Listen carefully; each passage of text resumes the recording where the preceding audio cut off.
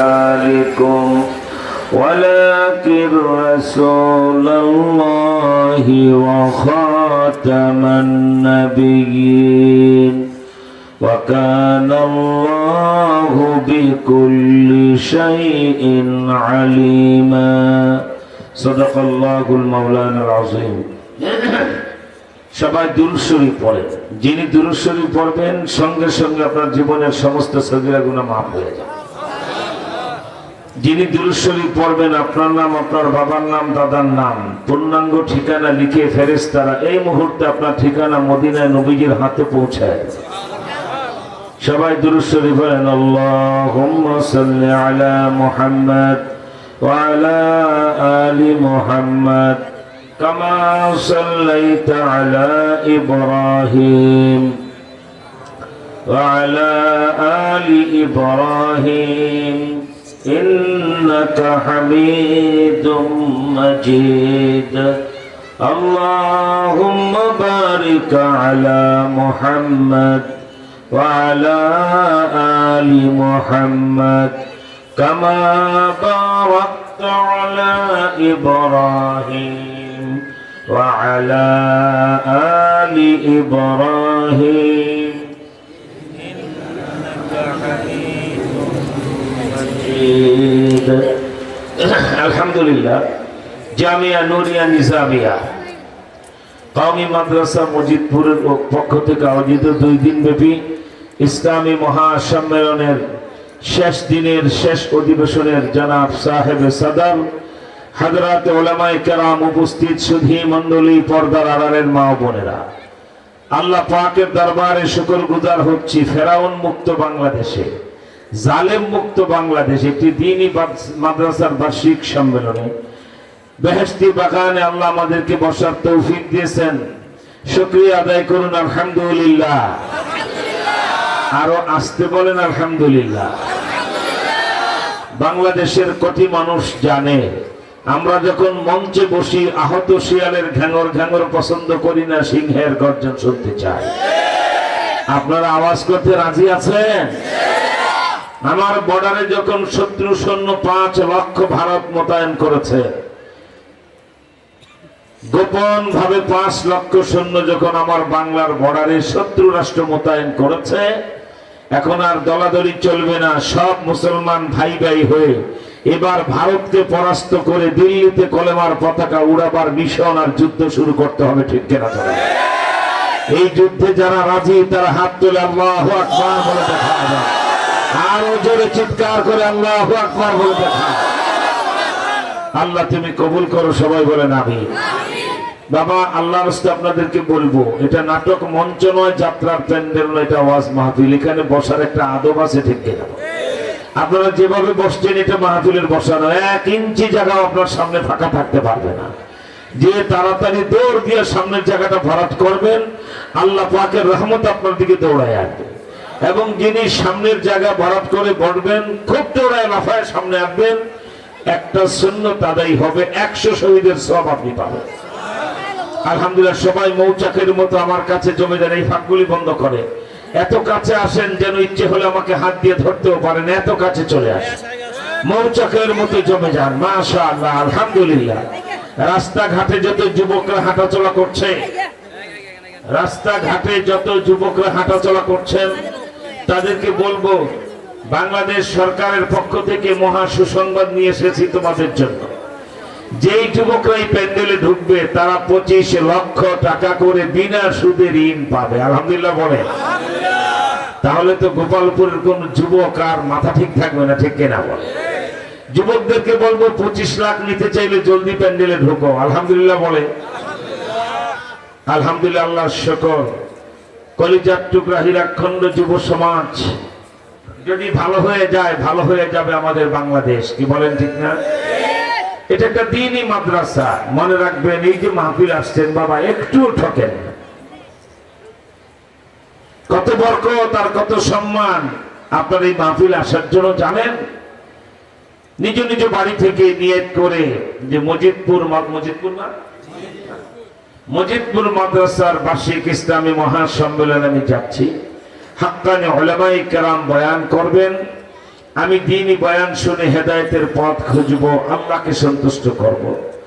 এই আল্লাহ প্রেমে যারা আজকে এই মাহফিলে আসার জন্য আপনার প্রথম কদমটা ঘর থেকে বের করেছে, প্রথম পা ফেলেছেন, আপনি মাহফিলে আসবেন, প্রথম কদম আপনার ঘরের বাহিরে দেওয়া মাত্রই জিন্দেগীর সমস্ত সগীরা গুনাহ মাফ হয়ে গেছে। তারপরের যে কদমটা আপনার ঘরের সিঁড়ির সামনে পড়েছে, সেই কদম আপনি নিজের ঘরের সিঁড়িতে দেন নাই, আল্লাহ পাকের বেহেশতের গার্ডেনের বেহেশতের বাগানে যাই আপনার পা পড়েছে। এরপরে যতগুলি কদম দিয়ে এখানে এসছেন, প্রত্যেকটা কদমে কদমে 10টা করে নেকি আল্লাহ আপনার আমলে জমা করে দিয়েছে। সুতরাং প্রথমেই আহ্বান জানাবো, এই যে বাংলাদেশ, এই মুহূর্তে লন্ডন হাইড পার্কে আমি বক্তৃতা করতে বসি নাই, পাকিস্তানের করাচির গুলশান মসজিদের সামনে কোনো মাহফিলে বসি নাই, কলকাতা টিপু সুলতান মসজিদে বিদেশি মুসলমান নিয়ে বসি নাই। আপনারা বাংলাদেশি হিসাবে খবর রাখেন, বিশাল মুসিবতে আছে বাংলাদেশ, ঠিক কিনা? যে কোনো মুহূর্তে স্বাধীনতা সার্বভৌমত্ব ধ্বংস হয়ে যেতে পারে। তাই যা হয়েছে অনেক হয়েছে, এখন সবাই মিলেমিশে চলবে। এখন আর আওয়ামী লীগ বিএনপি নাই, জাতীয় পার্টি জামাত নাই। এখন যারা আছে তারা মাঠে ময়দানে মিলেমিশে চলবেন, কারণ দেশের শত্রু যদি বর্ডার ক্রস করে অগ্রসর হয়, আমরা সবাই মিলেই তাদের মোকাবেলা করতে হবে, ঠিক কিনা? হ্যাঁ, তবে যারা দাগিমাল, খুনের সাথে জড়িত, সন্ত্রাস, চাঁদাবাজ, জায়গা জমি লুণ্ঠন করেছে, মহা বিপদে আপনাদেরকে ফেলেছে, এই চাটু কি বলা হয়, এই শকুনের পালগুলিতে অলরেডি চোরের মতো পালায় চলেই গেছে, ঠিক কিনা? চলে বাকি যারা মাঠে ময়দানে আছেন, নিজেদের মধ্যে আর কাদা ছড়াছড়ি করবেন না। দেশ গঠনে এখন ঐক্যবদ্ধ হতে হবে, কারণ আমাদের সামনে বড় বিপদ। ভারত কাউকে না জানিয়ে একটার পর একটা অপরাধ করলো গেল 5 মাস। প্রথমে পানি ছেড়ে দিয়ে আমাদের নোয়াখালী কুমিল্লার 3 লক্ষ মানুষ হত্যা করার চেষ্টা করলো, কিন্তু এদেশের 18 কোটি মানুষের 36 কোটি হাত আমরা তাদের পাশে ঝাঁপিয়ে পড়ার কারণে 3 লাখ তো দূরের কথা, 300 মানুষও তারা মারতে পারে নাই, ঠিক কিনা? মাত্র 27 জন লোক সেই বন্যায় মারা গেছে। বাকি বাংলাদেশের ওলামায়ে কেরাম ইতিহাস রচনা করলেন আর ইঙ্গিত দিলেন বাংলাদেশের রাষ্ট্র ক্ষমতায় ওলামায়ে কেরাম আসতেছেন, ঠিক কিনা? যত বড় দল মনের নেতা বলেন, এবার নোয়াখালীর বন্যাতে আলেমদের মতো ত্রাণ আর কোন দল আর কোন নেতা দিতে পারে নাই, ঠিক কিনা? এক শেখ আহমদুল্লাহ আমাদের গর্ব, পোস্টার বয়, ইসলামের 200 কোটি টাকার ত্রাণ একাই দিয়েছে তারা, সুন্নাহ ফাউন্ডেশন। বাংলাদেশের ভবিষ্যৎ রাষ্ট্রনায়ক শেখুল হাদিস ইবনে শেখুল হাদিস, যিনি বাংলাদেশের ভবিষ্যৎ প্রধানমন্ত্রী আল্লামা মামুনুল হক, বুক পানিতে নেমে মানুষের মাঝে ত্রাণ বিতরণ করেছে। এই বাংলাদেশের জিন্দা শাহজালাল সৈয়দ মোহাম্মদ ফয়দুল করিম পীর সাহেব চরমনাই বুক পানিতে নেমে মানুষকে ত্রাণ বিতরণ করেছেন, ঠিক কিনা বলে? এতে বুঝতে হবে এই দেশ আমাদের ওলামায়ে কেরামের হাতেই ছাড়তে হবে, ঠিক না বাবা?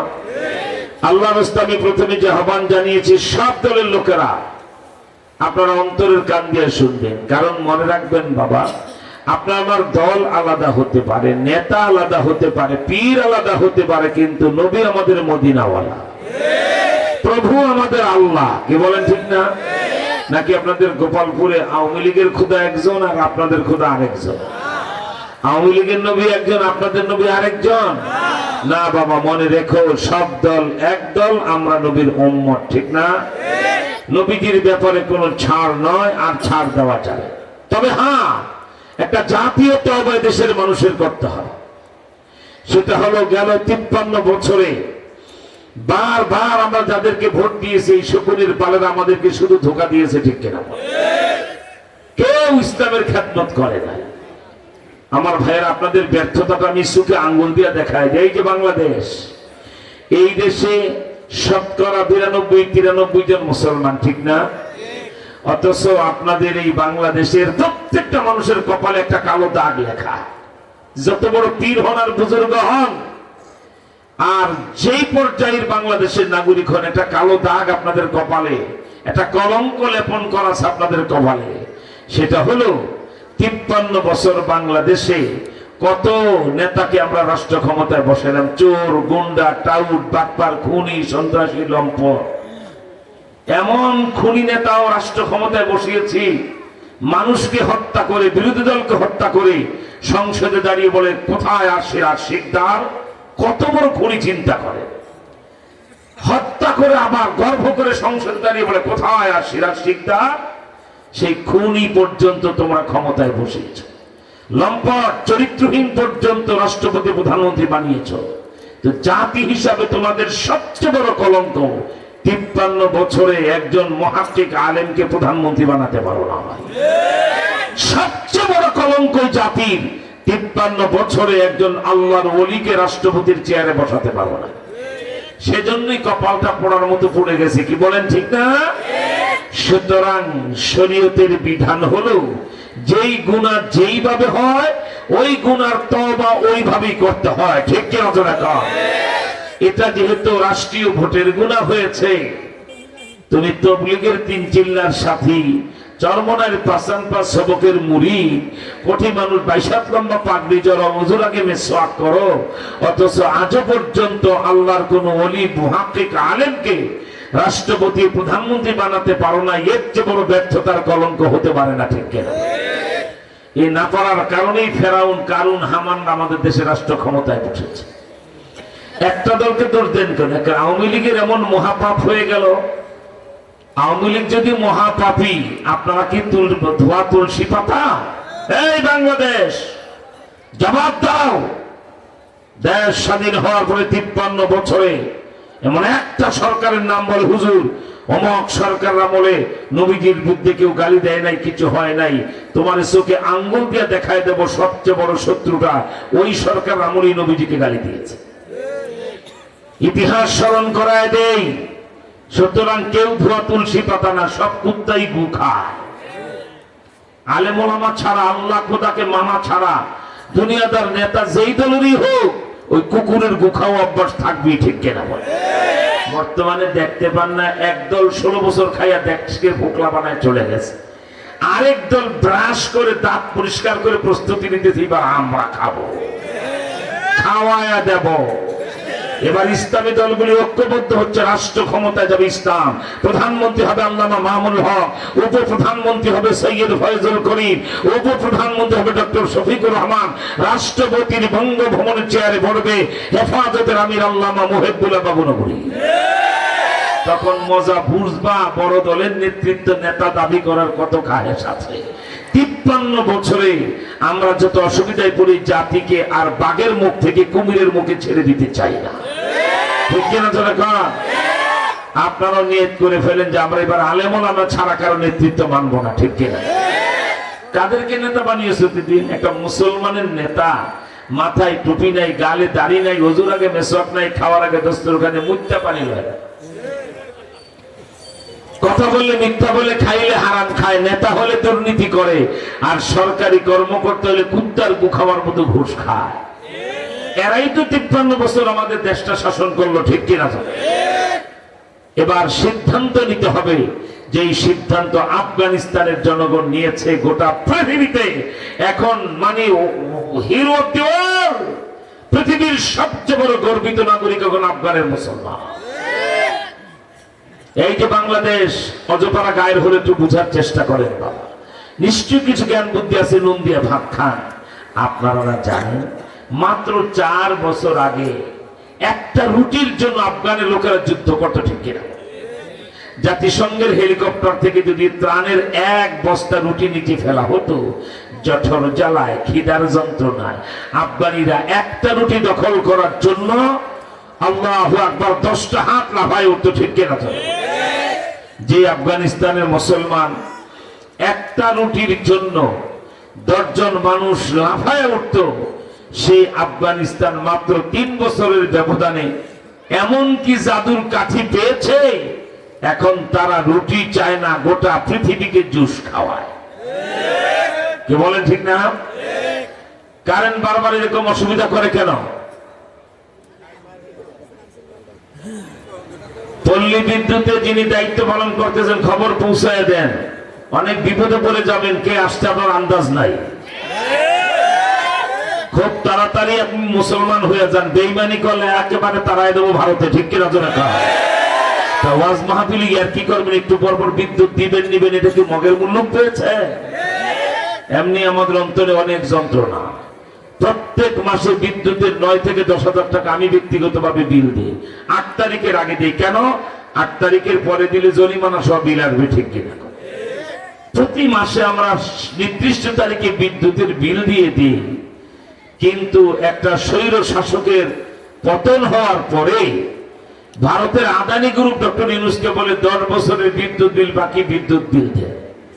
মালাউনের বাচ্চা, তোর যেই মার সাথে বিদ্যুৎ চুক্তি করছো, মার কাছ থেকে বিদ্যুৎ বিল নিয়ে আনে। আমরা তো প্রতি মাসে দিয়েই দেই, বিদ্যুৎ বিল তোমরা কেন দেয় নাই, টাকা কোথায় নিয়ে রেখেছে, সেখানে জবাব দাও। ডক্টর ইউনূস সাহেব বলেছে 1 আনা পয়সাও আমি দেব না। আমার দিছে বিদ্যুৎ, তুমি আর তোমার আমি বিদ্যুৎ বিল দেব? একবারে যেমন কুকুর তেমন মুগুর, কি বলেন ঠিক না? আপনারা বিদ্যুৎ অফিসে একজন ফোন করে বলে দেন যে নসিব যদি ভালো হয় তাড়াতাড়ি বিদ্যুৎটা সোজা রাখেন হুজুরের বক্তব্য রাখা পর্যন্ত। আমরা কিন্তু এখন ওয়াজ করতে মাঠে নেমে নাই, রাষ্ট্র মেরামতের মাঠে নেমেছি। বাংলাদেশের হাইকোর্ট, সুপ্রিম কোর্ট, জজ কোর্ট, আইন আদালত, স্কুল কলেজ ইউনিভার্সিটি, ব্যাংক, বিমা, আর কোন শকুন দিয়া চালাবো না, এবার ইমানদার দিয়া চালাবো। আপনারা যদি তকদির ভালো থাকে বেনামাজি নামাজি হয়ে যান, খালি গালে দাঁড়িয়ে রাখেন, মিথ্যা কথা ছাড়েন, হারাম খাবার ছাড়েন, রাতের তাহাজ্জুদে একটু সেজদা দিয়ে মালিকের কাছাকাছি আসেন, আপনাদের সুনসিব আসছে ইনশাআল্লাহ। ইনশাআল্লাহ বলেন। আমার ভাইরা, দক্ষ আর ভারাক্রান্ত হৃদয়ে বলি, চোখের সামনে আল্লাহর নিয়ামত দেখতে যাচ্ছে। বাংলাদেশ কয় মাস যুদ্ধ করেছে? 71 সালের 9 মাস। মিথ্যা কথা। যুদ্ধ শুরু হয়েছে 9 মাস, একটানা 5 মাস একতরফা যুদ্ধ হয়েছে। পাকিস্তানিরা শুধু মেরেছে, আমরা মারতে পারি নাই, ঠিক কিনা? আমাদের প্রস্তুতি ছিল না। হ্যাঁ, শেষের 4 মাসে আমরা বাঙালিরা তাদেরকে দেখায় দিয়েছিলাম পাকিস্তানের বন্দুকের চেয়ে বাংলার বাঁশের লাঠি আরো শক্ত, কি বলেন ঠিক না? তো মাত্র এই হাত পাকা পাতার দিয়ে হালকা, মাত্র 5 মাসের যুদ্ধ করে এত গর্ব। আর আফগানিস্তানের জনগণ কাকে বলে জানো? এই যে গোপালপুর টাঙ্গাইল, 40 বছর পৃথিবীর 2টা বড় শক্তির বিরুদ্ধে তারা যুদ্ধ করে ওদেরকে বাপদাদার নাম ভুলাই দিছে, ঠিক কিনা? আমার ভাইরা 40 বছর যুদ্ধ করে এবার আফগানিস্তানের লোক আর ভুল করে নাই। আমাদের দেশে যেমন জিয়া পরিবার, মুজিব পরিবার আছে, আফগানিস্তানে বাদশাহ জহিরের পরিবার, বাদশাহ আমানুল্লাহর পরিবার। আফগানিস্তানেও আমাদের দেশের মতো দালাল হামিদ কারজাই ওই দেশেও ছিল, ঠিক কিনা? হামিদ কারজাই আফগানিস্তানের আমেরিকার দালাল প্রেসিডেন্ট। আফগানের লোকেরা এইবার আমেরিকাকে তাড়িয়ে সিদ্ধান্ত নিয়ে আর কোন রাজা বাদশার পরিবার থেকে নেতা নয়, এবার নেতা বানাবো, প্রধানমন্ত্রী বানাবো আলেমদের ভিতর থেকে। এই তো কপাল খুলে গেছে তাদের, সুবহানাল্লাহ। আফগানিস্তানের বর্তমান আমিরুল মুমিনিন, হেড অফ দ্য স্টেট, প্রধান নির্বাহী যিনি, প্রাইম মিনিস্টার, প্রধানমন্ত্রী মোল্লা হিবাতুল্লাহ আখুন্দজাদা। মুসলমান হিসাবে আপনার কলিজাটা ঠান্ডা হয়ে যাবে। আলেম হিসাবে আপনার ভিতর থেকে এক হুঙ্কার আসবে আনন্দে। আফগানিস্তানের প্রধানমন্ত্রী এখন প্রতিদিন 2 ঘন্টা বুখারী শরীফ পড়ায়, বাকি সময় রাষ্ট্র শাসন করে। একটা মুসলমানের দেশের প্রধানমন্ত্রী বুখারী শরীফ পড়ায়, শুনলেও আনন্দে কলিজা ঠান্ডা হয়ে যায়, ঠিক না? কি বলেন ঠিক না? তারপরে তিনি কত বড় বুজুর্গ জানেন? এই যে বাংলাদেশ, আফগানিস্তানের বর্তমান রাষ্ট্রনায়ক মোল্লা হিবাতুল্লাহ আখুন্দজাদা যদি কোনো ক্ষেতের উপর দিয়ে হেঁটে যায়, পরের বছর ওই ক্ষেতে ফসল ডবল হয়। কেন? 2টা কারণ। একটা হলো তার ব্যক্তিগত বুজুর্গি, বড় আল্লাহর ওলি। আরেকটা হলো তিনি যখনই আমিরুল মুমিনিন নির্বাচিত হলেন, জাতির উদ্দেশ্যে একটা ভাষণ দিলেন। তখন আমাদের দেশে জিয়াউর রহমানের 19 দফা, শেখ মুজিবের 6 দফা, ফলনার 9 দফা, এরশাদের সবুজ বাংলা, কারো লাল বাংলা, কারো নীল বাংলা, এই ছাতা মাথার বক্তব্য সে দেয় না। কি দিয়েছে সে? জাতির উদ্দেশ্যে বলে যে আফগান জাতি, আমাকে যখন তোমার আমিরুল মুমিনিন বানিয়েছো, মনে রেখো আমার এই আফগানিস্তান আর রাশিয়ার পানি পড়ায় চলবে না, আমেরিকার তেল পড়ায় চলবে না।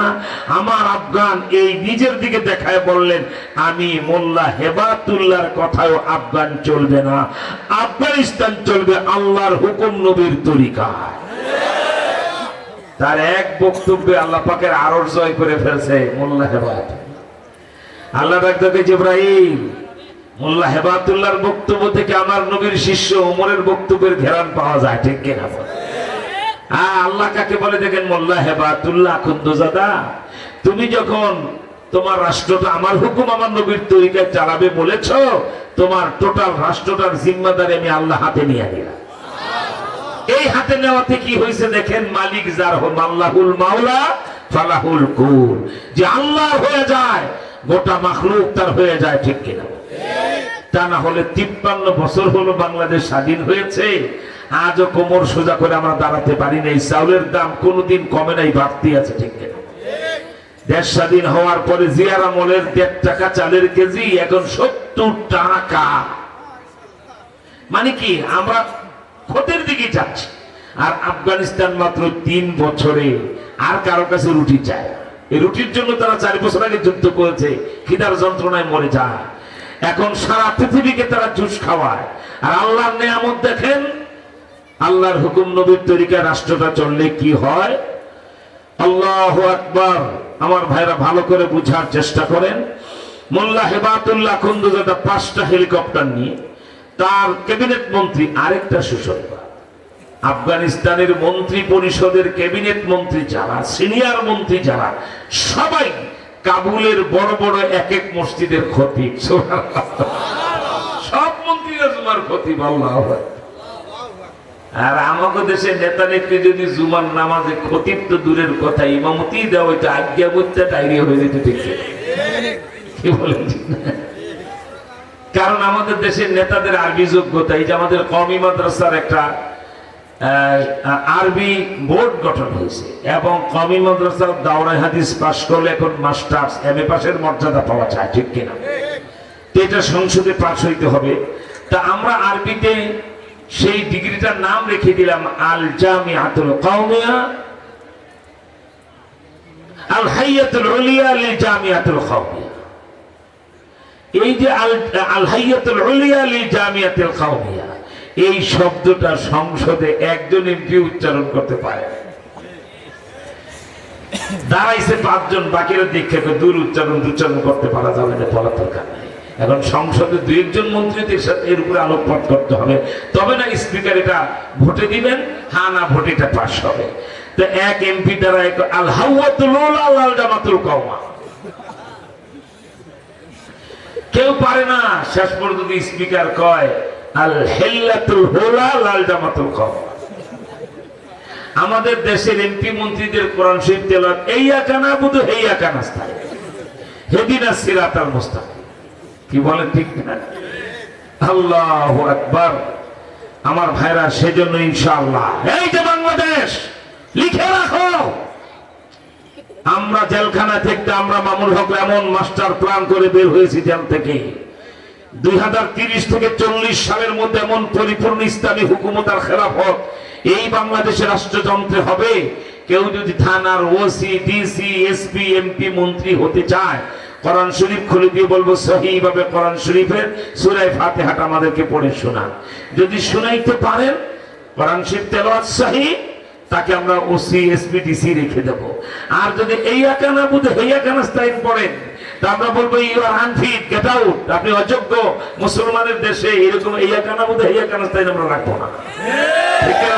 বলে আমার ভাইরা, কেউ যদি 2040 সালের পরে বাংলাদেশের প্রধানমন্ত্রী হওয়ার খাহেশ করেন, যত বড় দলার যত বড় বংশের কথা বলেন, কোন ছাতা মাতা বাংলাদেশে আর কুলাবে না। এবার বাংলাদেশের ভবিষ্যৎ ইসলাম, ঠিক কিনা? আপনারা কি ইসলাম চান? হ্যাঁ, গোপালপুর ইসলাম চাও?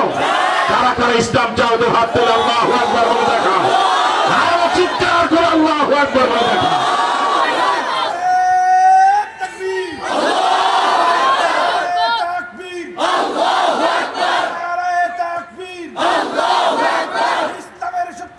হুশিয়ার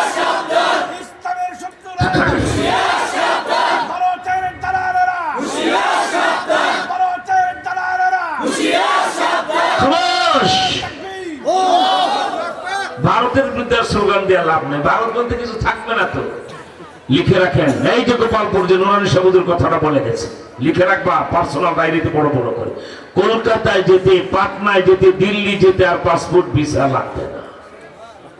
গোটা ভারত আমাদের দখলে আসবে ইনশাআল্লাহ। মদিনাওয়ালার ওয়াদা, আল্লাহু আকবার। গজওয়াতুল হিন্দ হবে, বিনা পাসপোর্ট ভিসায় সারা ভারত ভ্রমণ করবা, কোনো পাসপোর্ট ভিসা লাগবে না ইনশাআল্লাহ। ইনশাআল্লাহ যখন আমি নাসাই শরীফ থেকে গজওয়াতুল হিন্দের ইতিহাস আজকে আপনাদেরকে শোনায় দিয়ে যাব, আর প্রত্যেকটা মুসলমানকে বলবো অভ্যন্তরীণ ঝগড়াঝাটি বাদ দিয়ে দেন, আওয়ামী লীগ বিএনপির দ্বন্দ্ব বাদ দিয়ে সবাই ভাই ভাই হন। এবার ইসলাম প্রতিষ্ঠায় মুসলমান যদি তুমি হও, এক কাতারে দাঁড়াও, ঠিক কিনা রাখো। আর ইসলাম যারা চায় না তাদেরকে একটু আলাদা আমরা দেখতে চাই। এই সিন্ধুগুলির সাথে আগে মোকাবেলা হবে, ঠিক কিনা, ওনাদের সাথে আগে মোকাবেলা হবে। ইসলাম যারা চায় না বাংলাদেশে তাদের থাকার কোন অধিকার থাকতে পারে। কি পেয়েছি আমরা 53 বছরে? আমাদের ভাইরা, আল্লাহু আকবার, আমাদের নেতারা শুধু নাটক করে গেছে। সংসদে দাঁড়ায়া এই আপনাদের টাঙ্গাইলের লতিফ সিদ্দিকী, ওই যে ডক্টর আব্দুল রাজ্জাক, সংসদে দাঁড়ায় তারা ইসলামের বিরুদ্ধে কথা বলতো।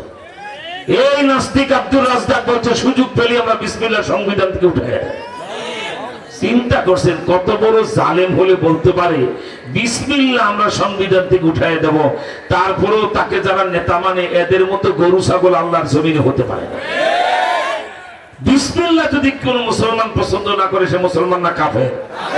এদিকে তাকাও, বিসমিল্লাহ যদি কেউ পছন্দ করে সে মুসলমান না কাফের? অথচ দেখবেন এই জাতীয় নেতারা যারা আল্লাহ রসুল খোদা, আল্লাহ খোদা, কোরআন হাদিস পছন্দ করে না, এই নাট্যকাররা, এই প্রতারকরা ভোটের সময় দেখবেন ঠিকই ইসলামী সুরত ধরে আসে, ঠিক কিনা? বাবা রে বাবা, এই নাস্তিকরা দেখবেন ডিঙ্গি মার্কা টুপি, নকুরি মার্কা জামা, স্যান্ডেল মার্কা জুতা, আর সালাম এক আড্ডা দেয় না, ভোটের সময় 2 আড্ডা মানুষের সালাম দেয়। ওই যে যশোর মাগুরায় গেলে দেখবেন লক্ষ লক্ষ খেজুর গাছ রাস্তায় গায়। যশোর ক্যান্টনমেন্টের কাছে একটা পাইকারি তরকারি বাজার আছে, নাম 7 মাইল বাজার। ওই বাজারের পাশের গ্রামটার নাম হয়বতপুর গ্রামে একটা কওমি মাদ্রাসা আছে। কয়েকবার সেই মাদ্রাসার মাহফিলে আমি বক্তৃতা করেছি। আবার এই 12 তারিখে বিকালে 4:30টার ফ্লাইটে বিমানে আমি যশোর যাব। পরের দিন 10:30টার ফ্লাইটে ঢাকা এসে আবার রাজশাহী বিমান ধরে বিকালে যে আমি রাজশাহীতে কথা বলতে হবে। ওই মাদ্রাসার মাহফিলে যে গল্প শুনলাম, শীতের দিনে ভোট পড়ছে, এখন যশোর মাগুরায় হাজার হাজার খেজুর গাছ রাস্তার গায়ে। ওই দিন এমন কুয়াশা পড়ছে 2 হাত ধরে মানুষ দেখা যায় না। তো ওই পাতি নেতা বক্তৃতা দিলেন যশোর 7 মাইল বাজারে মাগরিবের সময়।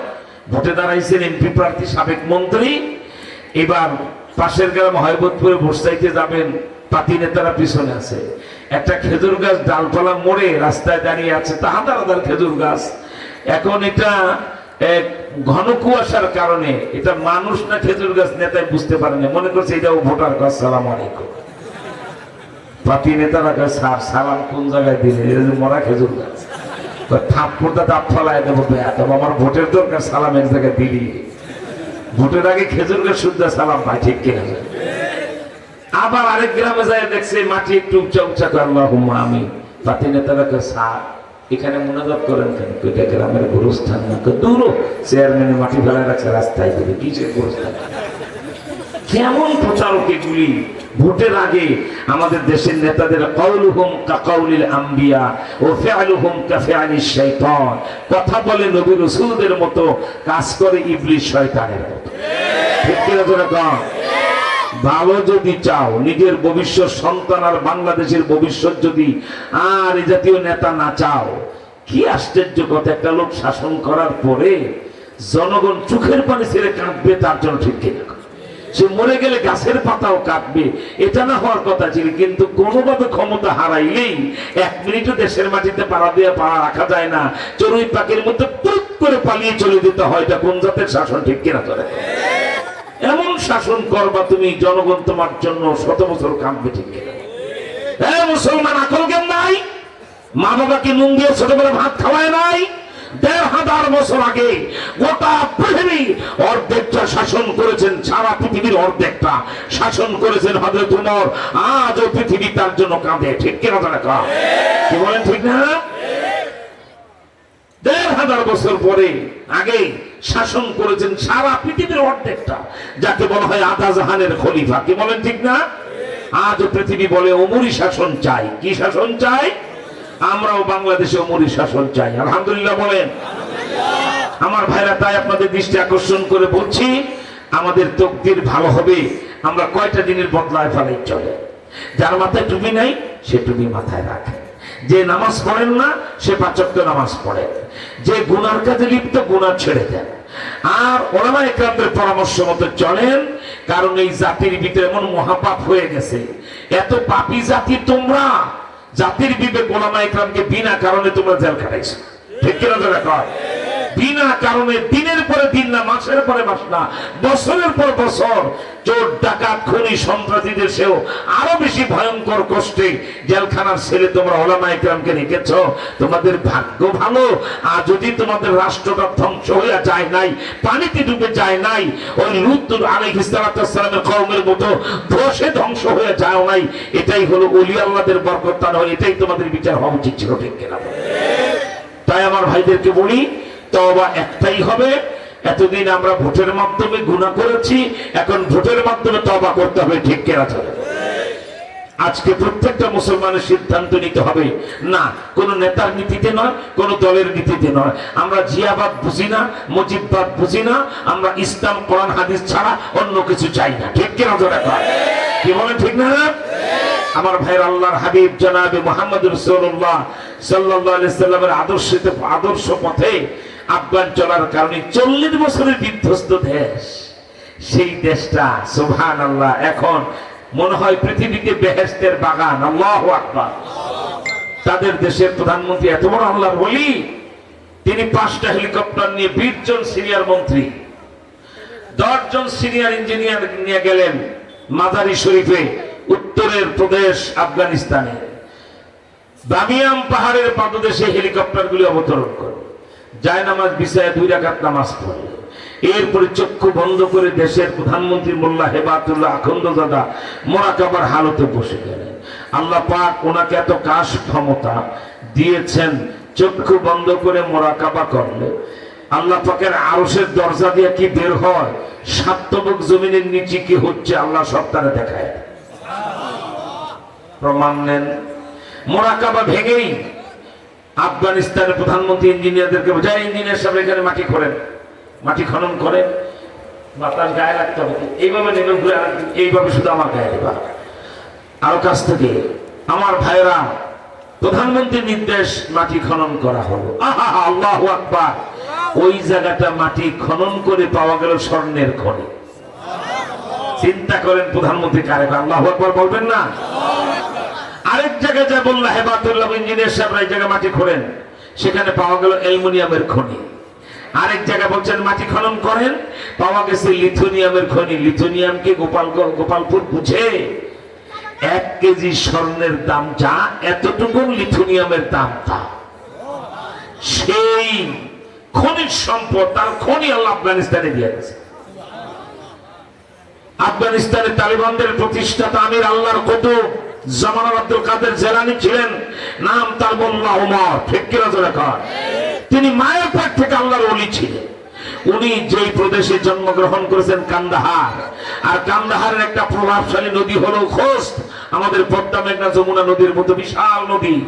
বর্তমান আফগানিস্তানের আমিরুল মুমিনিন তার ধারণা, এত বড় আল্লাহর ওলি আমাদের প্রতিষ্ঠাতা আমির, শিশুকাল থেকে যার গায়ের ঘাম যেই নদীর পানির সাথে একাকার হয়ে গেছে পার পার, সেই নদীর পারে আল্লাহ কিছু দেবেন না তা হয় না।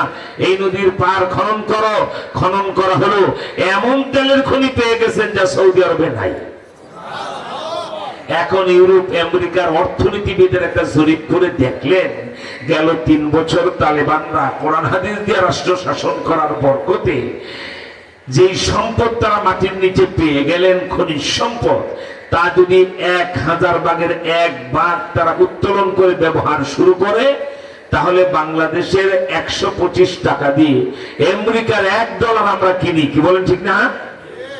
আর আফগানিস্তান যদি এই খনিজ সম্পদ 1000 ভাগের 1 ভাগ উঠায়া ব্যবহার শুরু করেন, তাহলে আমেরিকার $5 দিয়ে আফগানিস্তানের 1 টাকা কিনতে হবে।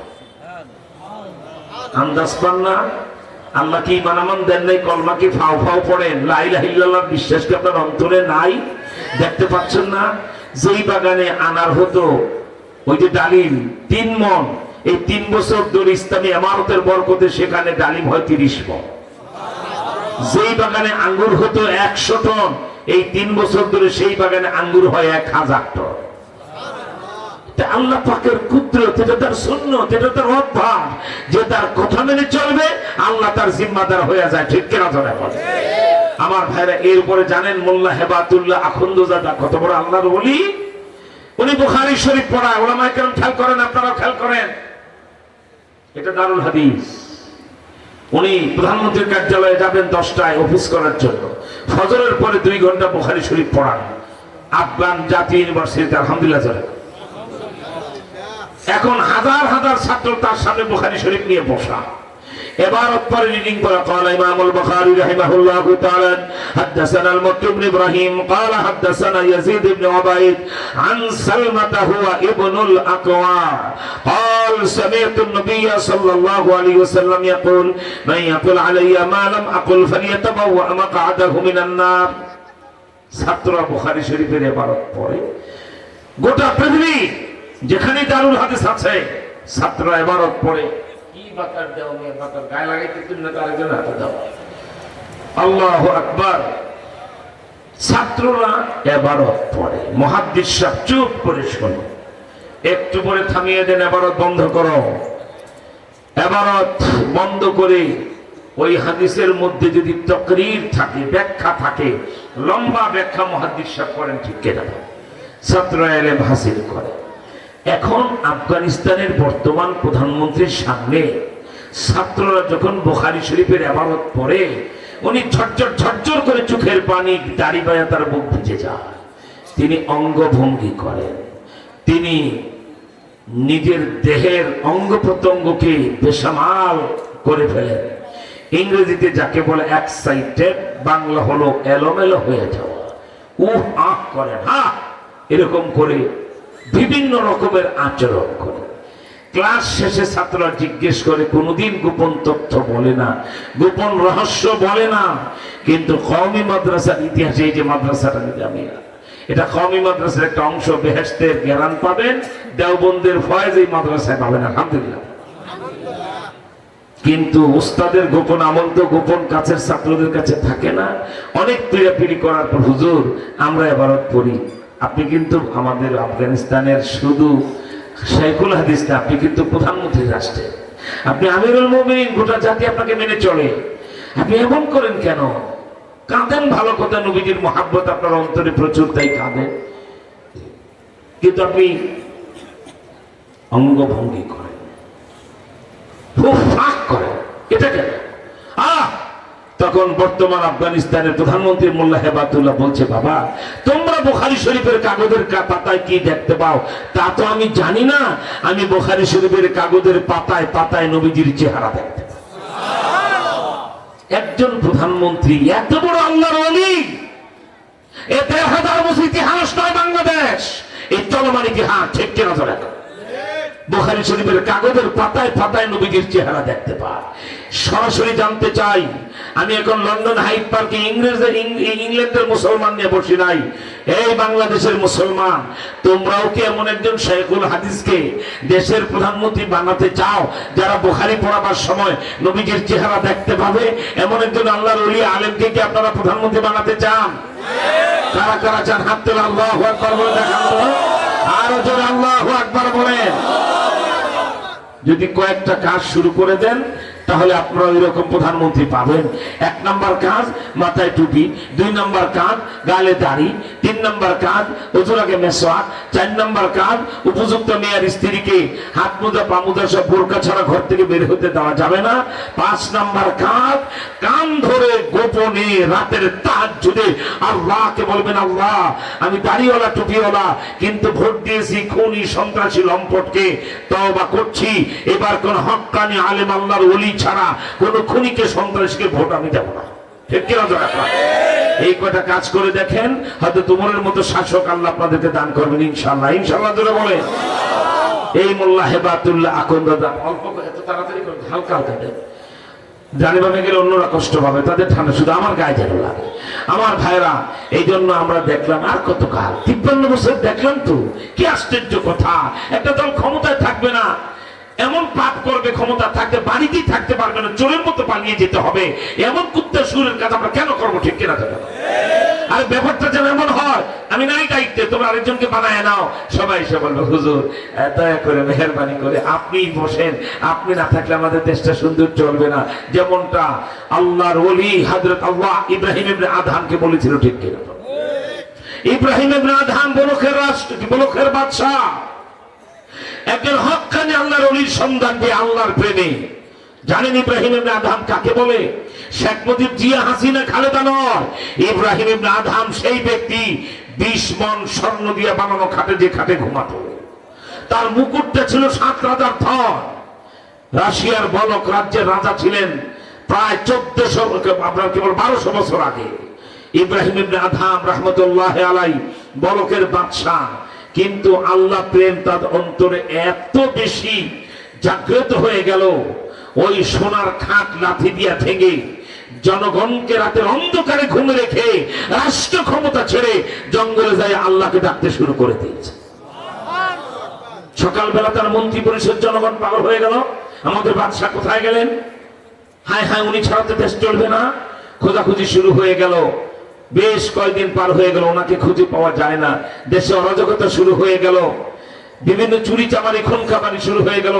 এক পর্যায়ে জনগণ তাকে পেলেন জঙ্গলের ভিতরে, নদীর পারে, আল্লাহ প্রেমে মত্ত তিনি। আল্লাহু আল্লাহ, আল্লাহু আল্লাহ, আল্লাহু আল্লাহ, আল্লাহু আল্লাহ, আল্লাহ প্রেমে মত্ত, আল্লাহর জিকিরে মত্ত। তার 30-40 জন মন্ত্রী সব পিছনে চুপ করে বসে, ওনার জিকিরের খেয়াল চলে গেল। পিছনে তাকিয়ে দেখে তার মন্ত্রী পরিষদের সদস্য এসেছে। কি চাও? বলে, হুজুর বুঝতে পেরেছি আপনি আল্লাহর ইবাদতে সময় দিতে চান, আপনি 24 ঘন্টা ইবাদত করবেন, রাষ্ট্রের কিছুই করতে হবে না, শুধু চেয়ারটায় বসে থাকবেন। আপনি না থাকার কারণে রাষ্ট্রটা অরাজকতা শুরু হয়ে গেছে। দুধের বাচ্চা মায়ের বুকে দুধ খায় না, আগের মতো এই বলক রাজ্যে পাখিরা উড়ে না, ফসল কেবল খেতে ফসল হয় না, এক মহা অরাজকতা।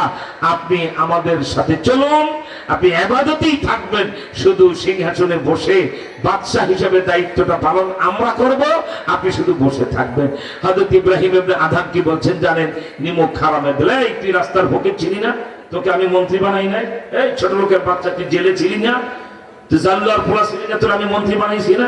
হ্যাঁ বাদশা ঠিকই তো, আপনি তো আমাদেরকে রাস্তা থেকে ঘুরাই ঘুরে এত বড় সম্মান দিয়েছেন, তাহলে আমার ক্ষতি কেন করতে চাও? আপনার ক্ষতি না তো আপনাকে বাদশা বানাতে চাই না, তোমরা আমার প্রমোশন আগে ডিমোশন দিতে এসেছো, আমি এখন বাদশা আছি, আগে ছিলাম চকিদার। দেখতে চাও? এতদিন আমি মানুষের বাদশাহী করেছি, আল্লাহর ইবাদতের বরকতে সমস্ত মাখলুকের বাদশাহী আল্লাহ আমাকে দিয়েছে। এই বলেই উনি যে লঙ্গিটা সেলাই করতেছিলেন একটা সুই দিয়া, সুইটা নদীতে ছুঁড়ে ফেললেন। মন্ত্রী পরিষদ দেখতেছে, নদীতে সুইটা ছুঁড়ে ফেলে দিয়ে বলছেন, এই এখানে নদীর মাছ কারা আছেন, আমার সুইটা খুঁজে দেন। আল্লাহু আকবার। একটা 5 কেজি ওজনের রুই মাছ স্বর্ণের একটা সুই নিয়ে ভাসছে। হুজুর এই যে আপনার সুইটা নেন। ইব্রাহিম ইবনে আদহাম বলছে, আমি সোনার সুই চাই নাই, আমি যেটা লোহারটা ধরেছি আমারটা আমার। আর একটা 10 কেজি ওজনের রুই মাছ ওনার সুইটা নিয়েই ভেসে উঠছে সোফারা। এইবার ওনার মন্ত্রী পরিষদকে বলে যে বাদশাহী আগেরটা ভালো না, এখনকারটা ভালো। সেই ইব্রাহিম ইবনে আদহাম আল্লাহ প্রেমে মত্ত হয়ে আমাদের দেশের নাট্যকারদের মতো কথায় নয়, কাজে তিনি দেখেছেন। চলে গেলেন মদিনায়। এই যে শুনেন, মদিনা শরীফে যে মক্কা শরীফে হজ কমপ্লিট করে মদিনায় গেছেন, মদিনায় যে নবীজির রওজার পাশে দাঁড়িয়েছেন, জানেন নবীজির ইন্তেকালের পরে এ পর্যন্ত 14 জন উম্মত যাদের জন্য নবীজি রওজা থেকে হাত বের করে মুসাফা করেছেন, এর একজন হলেন বলকের বাদশা ইব্রাহিম ইবনে আদহাম। বলকের বাদশা মদিনার রওজার পাশে যায়া কি প্রেম কাহিনী আর কি প্রেম নিবেদন শুরু করেছেন। যাই বলেন, রখসার সে বরকা কা দারা পর্দা উঠা দো, লিল্লাহ মুঝে হসনে খোদা দাদ দেখা দো। কি প্রেম নিবেদন! যাই বলছে, হে রাসূল, আপনার মুখ মোবারক থেকে মাটির বোরকাটা সরান। আল্লাহু আকবার বলবেন না? কবরের মাটিটাকে উনি বলছে মাটির বোরকাটা সরান। লিল্লাহ মুঝে হুসনে খোদা দাদ দেখা দো, আল্লাহর হস্তে আপনার যেই সোনালী সুন্দর চেহারা আল্লাহ দিয়েছেন সেটা আমাকে একটু দেখার সুযোগ করে দেন। হে রাসূল, আমি কবর জিয়ারতে আসি নাই, আমি সেই চেহারাটা দেখতে এসেছি যিনি রাস্তা দিয়ে হেঁটে গেলে গাছের ডাল বাঁকা হয়ে তার বাতাস আসতো, উড়ন্ত পাখি ঝাঁকে ঝাঁকে যার মাথার উপরে ঘুরে ছায়া দান করত, মেঘ মারা যার জন্য ছাতা হয়ে যেত, আপনি রাস্তা দিয়ে হেঁটে যেতেন, ওর দুম্বার ঝাঁক ঘাস খাওয়া বন্ধ করে আপনার দিকে তাকিয়ে তাকিয়ে অঝরে কাঁদত। হুজুর সেই চেহারাটা আমাকে দেখুন, রওজা থেকে কোনো খবর আওয়াজ আসে না। এবার বলকের বাচ্চা ইব্রাহিম ইবনে আদহাম বলছেন, মজবুর হো মজদুর হো আয় সৈয়দ আলম, দিদার দেখাতে নেহি আওয়াজ শোনা দো। হুজুর, আমি দুর্বল বৃদ্ধ হয়ে গেছি, বহুদিন বাদশাহী করেছি বলকে, এরপরে জঙ্গলে আল্লাহ প্রেমে বহুদিন মত্ত ছিলাম, আল্লাহ সুযোগ দিয়েছে, আমি এসেছি মক্কায় হজ করে এসেছি আপনার দরবারে মদিনা। আমি বহু দূর দেশের মানুষ, সেই রাশিয়ার বলক আমার বাড়ি, আরেকবার মদিনায় আসতে পারবো কিনা জানি না, আমি দুর্বল, আমি দূর দেশের মানুষ, আল্লাহর হস্তে দেখা যদি করতে নাই চান আমাকে একটু জবাব শোনায় দেন। সুবহানাল্লাহ। কবর থেকে কোন আওয়াজ ওঠে না। এবার বলছে না, এ বাহার করম সদকা হুসাইন ইবনে আলী কা, দিদার দেখাতে নেহি আওয়াজ শোনা দো। হযরত হাসান হুসাইনের বরাত দিয়ে যখন বলছেন আল্লাহু আকবার, আমার ভাইরা, কিতাবের ভিতর আসছে 10,000 হাজিরা ওই সময় আল্লাহর নবীর কবর জিয়ারতে দাঁড়িয়ে অঝরে কাঁদতেছিলেন। বলকের বাদশা ইব্রাহিম ইবনে আদহাম এমন শাসক ছিলেন, এমন প্রেমিক ছিলেন জনগণের, আল্লাহ রাসূলকে এমন ভাবে তিনি জয় করেছেন।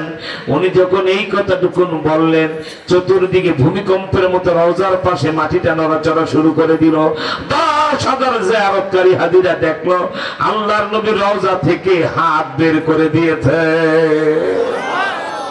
ইব্রাহিম ইবনে আদহাম আল্লাহ রাসূল হাত মুবারক থাবাটা ধরে চিৎকার দিয়ে বেহুশ হয়ে গেছেন। নবীজির ইন্তেকালের 550 বছর পরের ঘটনা, 475 বছর পরের ঘটনা। 10,000 হাজি যারা জিয়ারতে ছিলেন আল্লাহর নবীকে রওজা থেকে হাত বের করতে দেখে একটা চিৎকার দিয়া সবাই বেহুশ হয়ে পড়ে গেছে।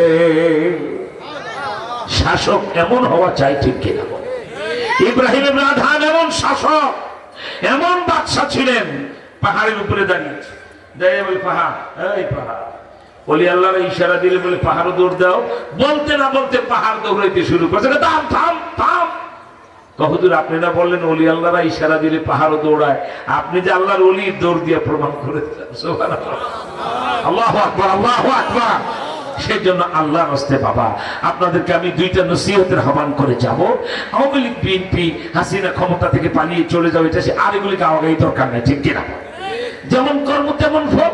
যার যার কবরে, সে হাসিনা কি করেছে, কবরে গেলে মালিক তারা সব দুনিয়াতে যা দরকার এর চেয়ে অপমান্তর হয় না।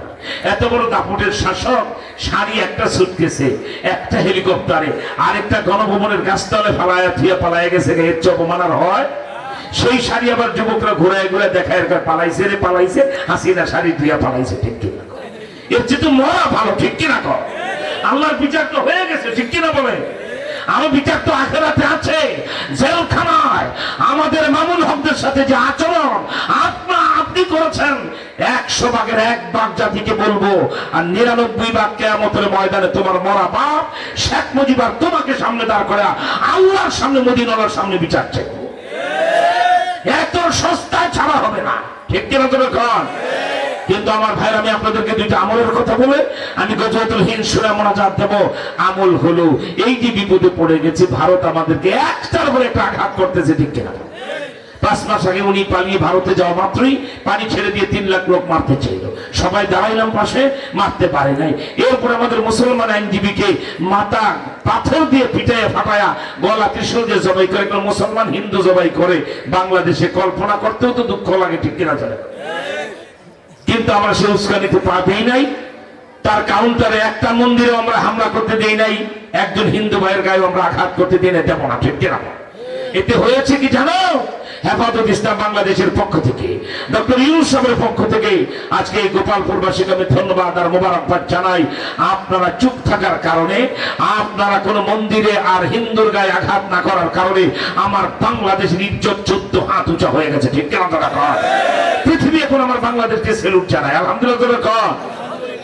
এরপরে আমার ভাইরা সর্বশেষ সচিবালয়ে আগুন লাগাই দেওয়া হলো, আনসার বিদ্রোহ ঘটানো হলো। মনে রেখো, এই বাংলাদেশ আর আগের বাংলাদেশ থাকবে না। এই বাংলাদেশ এবার মদিনা আমার উম্মতের বাংলাদেশ হবে, কোরআন হাদিসের বাংলাদেশ হবে। এই বাংলাদেশ উমরি শাসনের হবে। এই বাংলাদেশের মন্ত্রী এমন লোকের হবে যারা সেজদা দেবে জমিনে, আর খবর হবে আল্লাহ পাকের আরশে। ঠিক কিনা? আমার ভাইদেরকে এটা যদি আল্লাহর আবার আমাদের বড় মুসিবত জানেন আপনারা, আন্তর্জাতিক আইনকে ভাইলেট করে। এই যে গোপালপুর আইন বুঝেন, এটা দিস ইজ রেড জোন, এটাকে বলা হয় নো ম্যানস ল্যান্ড আন্তর্জাতিক আইনে। দুই রাষ্ট্রের মাঝে যেই ডিভাইডেড রেখাটা, এখানে স্থাপনা করা যায় না। এখানে কোন রকমের কি বলা ঘর বাড়ি বিল্ডিং নির্মাণ করা যাবে না। 2 নম্বর আইনটা হলো দুই রাষ্ট্রের যে কি বলা হয় আপনার ডিভিশন রেখা, যেটা এর 5 কিলোমিটার মধ্যে কোন রাষ্ট্র সৈন্য মোতায়েন করতে পারবে না। কিন্তু জানতে চাই, ওই চারাল্লের বাচ্চা, বাদামিয়ার বাচ্চা, ভারতের প্রধানমন্ত্রীকে আমি বাদামিয়া বলি কেন আপনারা জানেন না। এই ছোট লোকের বাচ্চা, চায়ের দোকানদারের চা বিক্রেতার বাচ্চা মোদি, কি বলেন ঠিক না? বিয়ে করার 3 দিন পর বৌথিয়া পালাইছে, প্রধানমন্ত্রী হওয়ার পর এখনো বউ ঘরে উঠায়। আপনাদের গোপালপুরে বলে কিনা জানি না, আমাদের বিক্রমপুরে বলে বিয়ে শাদী করে বাচ্চা কাচ্চা 2-1টা হয়েছে, বউর খবর নেয় না, বাচ্চাদের খবর নেয় না, তারা ভিক্ষা করে খায় না। কি করে? সে খায় আর পেট ফাঁসায় ঘরে, পরে কয় বাদাম্মা। ঠিক কিনা? যারা কয় বাদাম্মা নিজের বউদির খবর নেয় না, খায় আর ঘরে, বলে না? তো ভারতের প্রধানমন্ত্রী তো বাদাম্মার বাচ্চা, বিয়ে করে 3 দিন পর বৌথিয়া পালাইছে, এখন প্রধানমন্ত্রী হয়ে গেছে, তারপর বউ ঘরে উঠায় না।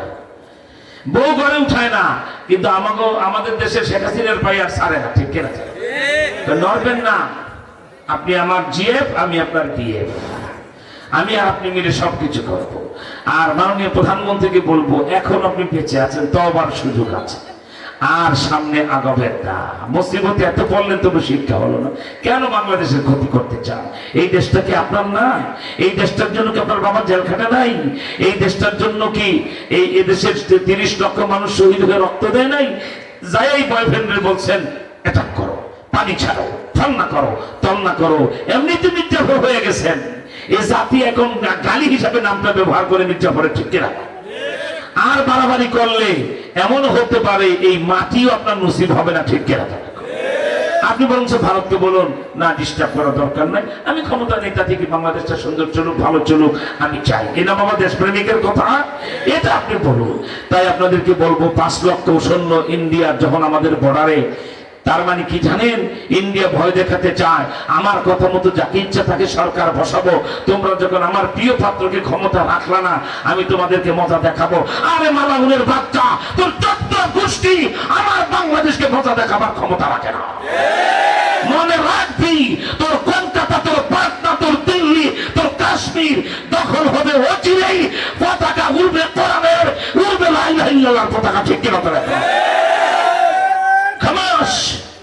বর্ডারে 5 লাখ সৈন্যবাহিনী, এই জন্য বাঘের লেজ দিয়া বানরের বাচ্চা কান চুলকায়। ঠিক কিনা?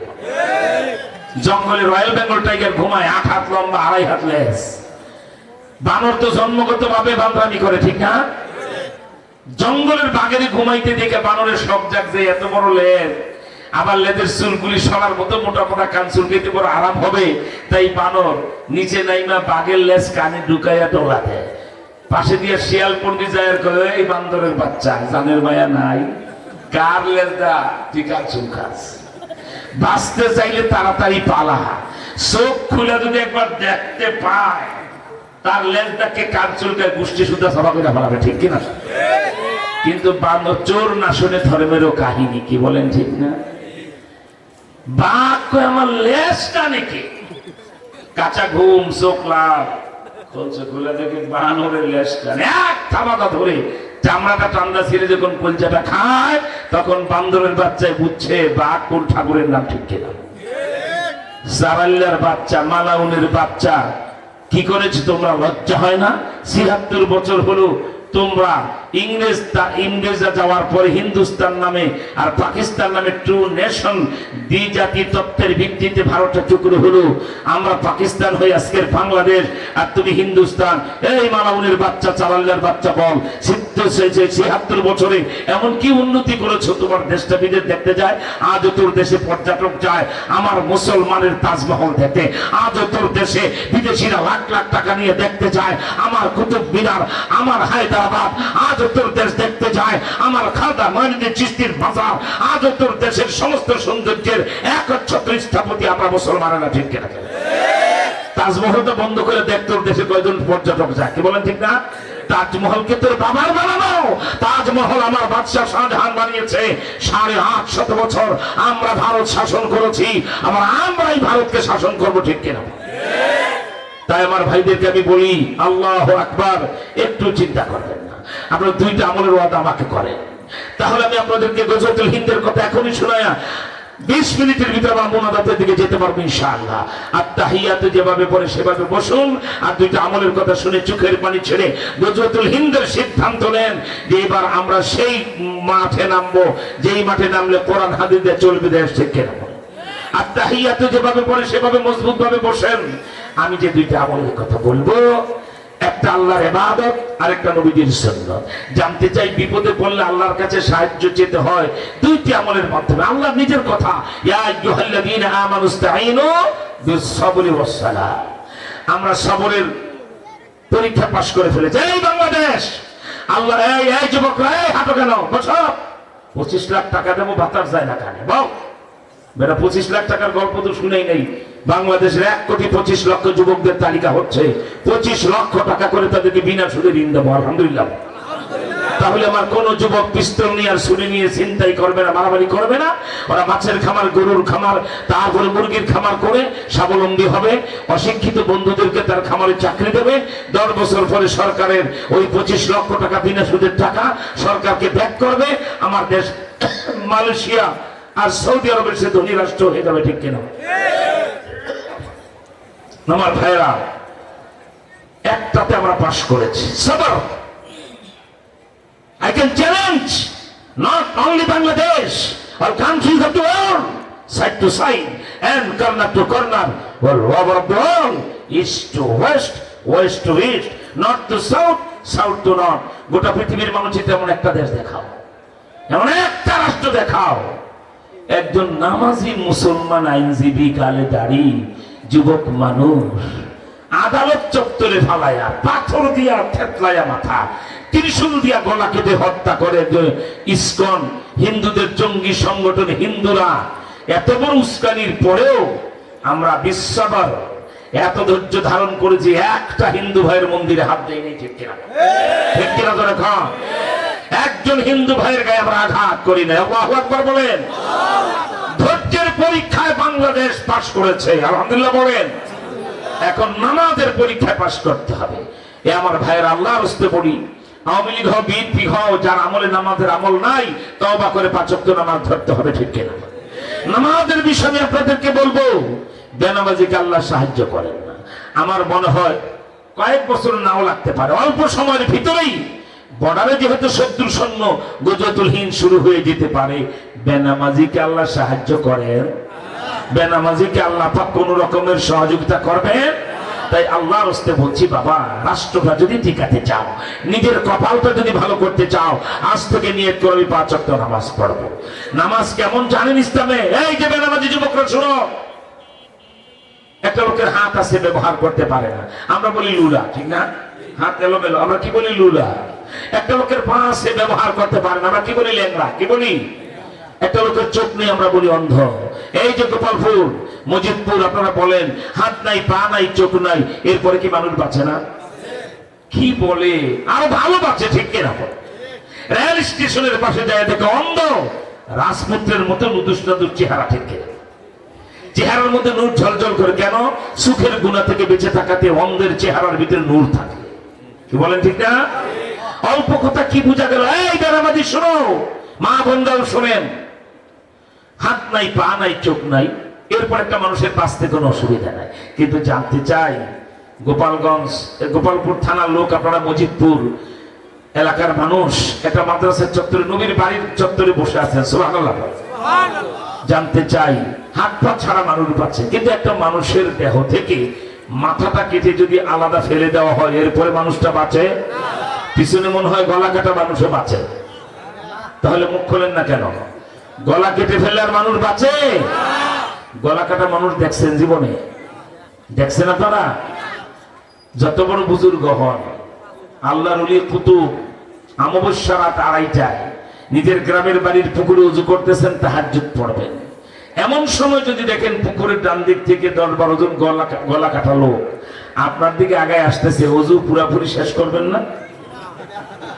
সামনে যাই একটু মুসাফা টুসাফা করবেন না? আজ্ঞা বুঝতে এমন দৌড় দিবে, হয় যাবেন গোরস্থান, নইলে যাবেন হাসপাতাল, ঠিক কিনা? আর ঘরে যাই যদি দরজা ধাক্কা দেন ঢুকেন, বেগম সাহেব যদি কি হলো কথা কইস না, গলা কাটা। আমার ভাইরা, হাসির খোরাক নয়, বুঝো?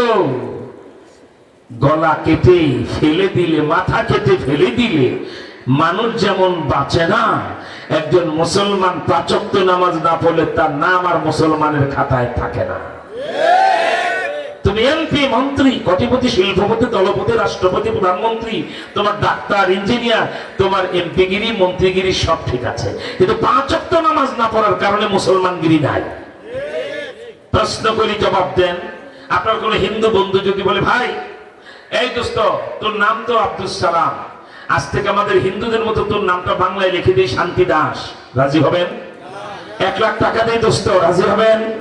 ওই হিন্দু বন্ধু যদি বলে 5 লাখ দেয়, রাজি হবেন? বেশি পিড়াপিড়ি করবেন, মালাউনের বাচ্চা দাঁত ফলাই দেবো, ঠিক কিনা? আমি মুসলমান আর মালাউনে আমার নাম শান্তি দাস থেকে হিন্দুর খাতায় লিখতে চাই, রাগ করবেন কিনা? এই কলিজার টুকে বেনামাজি যুবক বাবারা, বেনামাজি বৃদ্ধ লোকেরা, বেনামাজি মা বোনেরা, 5 লাখ টাকা দিলেও নিজের নামটা হিন্দুর খাতায় লিখতে রাজি হন। আহা, অথচ 5 ওয়াক্ত নামাজ না পড়ার কারণে তোমার নাম হিন্দুর চেয়ে খারাপ খাতায় চলে গেছে। সুতরাং বাবা, নিজের নামটা মুসলমানের খাতায় রাখতে চান? আর নিজের নামটা মুসলমানের খাতায় রাখতে চান? কারা কারা চান আমার নাম আমি মুসলমানের খাতায় রাখতে চাই? তার হাত তুলে আল্লাহু আকবার বলে দেখান। আর যদি আল্লাহু আকবার বলে দেখান, আল্লাহ তোমার বান্দারা নামটা মুসলমানের খাতায় রাখতে চায়, তুমি নামাজি বানায় তাদের নামটা মুসলমানের খাতায় রেখে দাও আল্লাহ। হাত নামা। এবার জানতে চাই, নামাজ না পড়লে কি মুসলমানের খাতায় নাম থাকে? নিজের নামটা মুসলমানের খাতায় রাখার জন্য আজকে রাত পোহালে যে ফজরের নামাজ হবে, এই ফজর থেকে সারা জীবন 5 ওয়াক্ত নামাজ কারা পড়তে চান? হাত তুলে আল্লাহু আকবার বলে দেন। আরো জোরে আল্লাহু আকবার বলেন। আল্লাহ তুমি হাতটা কবুল করেন, যেরকম আমি। আমার ভাইরা, যে মুসলমান 5 ওয়াক্ত নামাজ পড়ে না, আল্লাহ রাসূল স্বয়ং বলেন, লা ঈমানা লিমান লা সালাতা লা, ওই লোকটার ঈমান নাই, মুসলমানিত্ব নাই, যার 5 ওয়াক্ত নামাজ নাই। সুতরাং আজকে ভারত যখন আমার শত্রু রাষ্ট্র, আমার বর্ডারে 5 লাখ সৈন্য গোপনে মোতায়েন করে রেখেছে, আমি প্রথমে নামাজের সিজদার মাধ্যমে তার মোকাবেলা করবো, ঠিক কিনা? কি বলেন, ঠিক না? সিজদার পাওয়ার কত, সিজদার ক্ষমতা কত! একজন আল্লাহওয়ালার হাতে হাত দিয়ে সকাল বিকাল 2 বেলা জিকির করে চোখের পানি ছেড়ে রাতের তাহাজ্জুদ রব্বান বানায় দেখেন, একদল মানুষ তো এই জমিনে আছে, যোহর আসর মাগরিব আর এশা ফজর পড়ে না, এরা রাতের তাহাজ্জুদেও লম্বা সিজদা দেয়, ঠিক কিনা? আমার ভাইরা, আল্লাহর কোন বান্দা যদি গভীর রাতে আল্লাহ প্রেমে ওযু করে, সঙ্গোপনে, সন্তর্পণে আস্তে করে ওযু করে, ঘরের খিলটা এত আস্তে খেলে স্ত্রীর কানে যেন আওয়াজ না যায়, নবীজির সুন্নাত, ঠিক কিনা বলে? অহংকার করে দরবেশি ফুটায় হাম থাম করে তাহাজ্জুদ পড়া যাবে না। বাচ্চাদের ঘুম ভেঙে যায়, স্ত্রী পর্যন্ত বুঝতে পারে, হ্যাঁ বুজুর্গ উঠছে ঘুম থেকে। নবীজির সুন্নাত হলো গভীর রাতের নামাজ, যত গোপন হবে আল্লাহ তত আপন হবে। হাদিসে আয়েশা বলেন, আল্লাহ রাসূল রাতে যে তাহাজ্জুদ পড়তে উঠতেন, ঘরের খিলটা এমন আস্তে খুলতেন আমার কানে যেন আওয়াজ না যায়। তা আমি তো ঘুমাতাম, নবীজি ওযু করে নামাজে দাঁড়িয়ে গেছেন, 1 রাকাতে 3 পারা কোরআন শরীফ তেলাওয়াত করে ফেলেছে।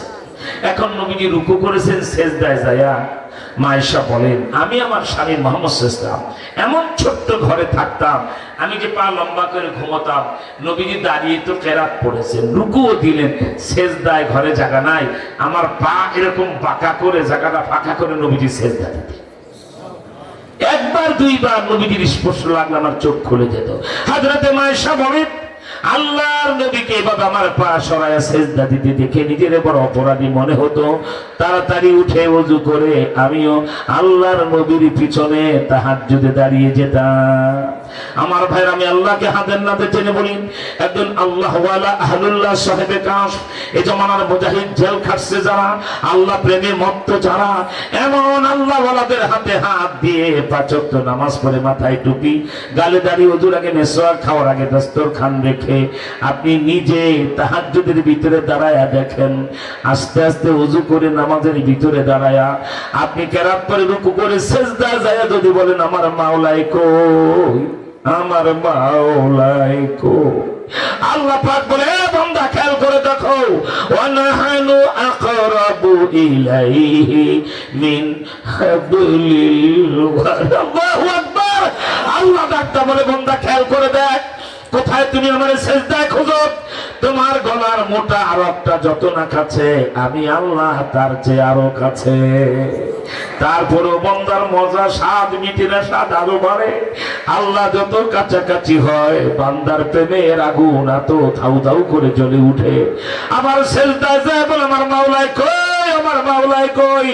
আল্লাহ পাক বলেন, ওয়াতাবাত্তাল ইলাইহি তাবতিলা।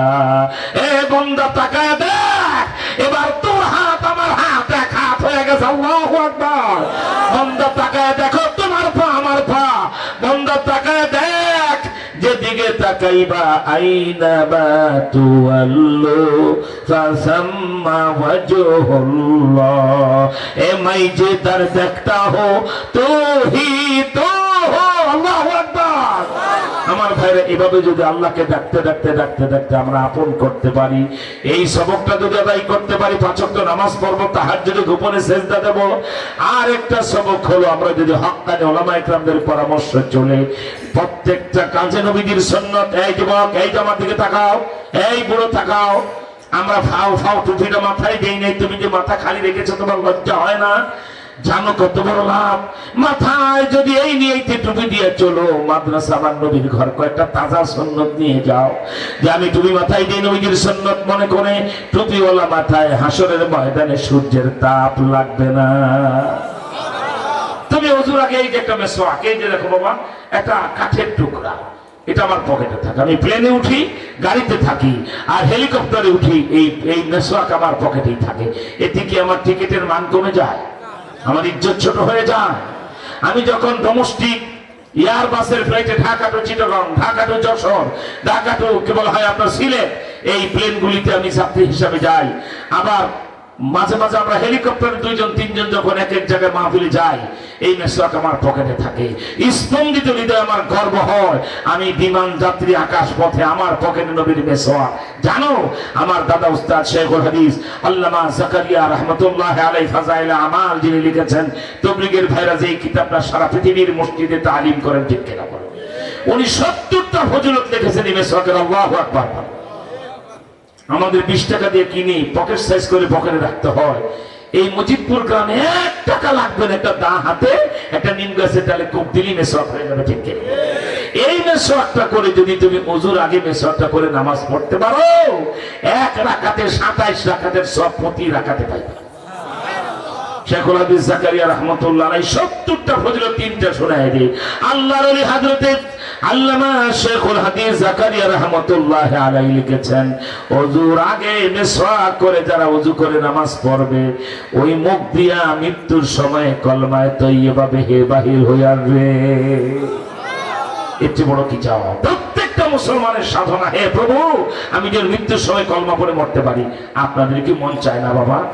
যেদিন মরে যাবেন, শেষ নিঃশ্বাসটা ত্যাগ করবেন, ওই সময় লা ইলাহা ইল্লাল্লাহু মুহাম্মাদুর রাসূলুল্লাহ মুখটা বের হোক। কারা চান? হাত তোলেন তো, আল্লাহু আকবার বলেন। তোমার শেষ নিঃশ্বাস কলমার সাথে হোক। কারা চাও? হাত তোলো। পর্দার আড়ালে মা বোনের হাত তোলেন, আল্লাহ দেখবেন হাত নামা।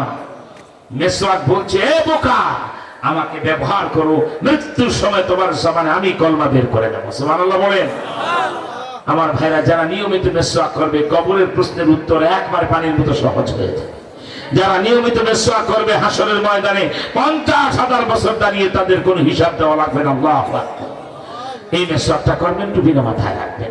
আর একটা তাজা সুন্নাত আপনাদেরকে মাদ্রাসার মাহফিল দিয়ে আমি ঘড়ি ধরে 3 থেকে 4 মিনিট গজওয়াতুল হিন্দের নাসাই শরীফের ব্যাখ্যাটা বলে আপনাদেরকে নিয়ে মোনাজাতে যাব। আরেকটা সুন্নাত হলো গালের দাড়ি। এই যে আমরা দাড়ি রেখেছি, এটা কার সুন্নাত বাবা বলেন তো? হলো না, চিৎকার করে বলতে এটা কার সুন্নাত? এটা বুড়া কথা বলে। এই দাড়ি শুধু আমাদের নবীজির সুন্নাত না। উলামায়ে কেরাম আছে জিজ্ঞেস করেন, দাড়ি শুধু মুহাম্মদ সাল্লাল্লাহু আলাইহি ওয়াসাল্লামের সুন্নাত না, সুন্নাতুল আম্বিয়া। এমন একজন নবী নাই যিনি দাড়ি রাখেন নাই, ঠিক কিনা?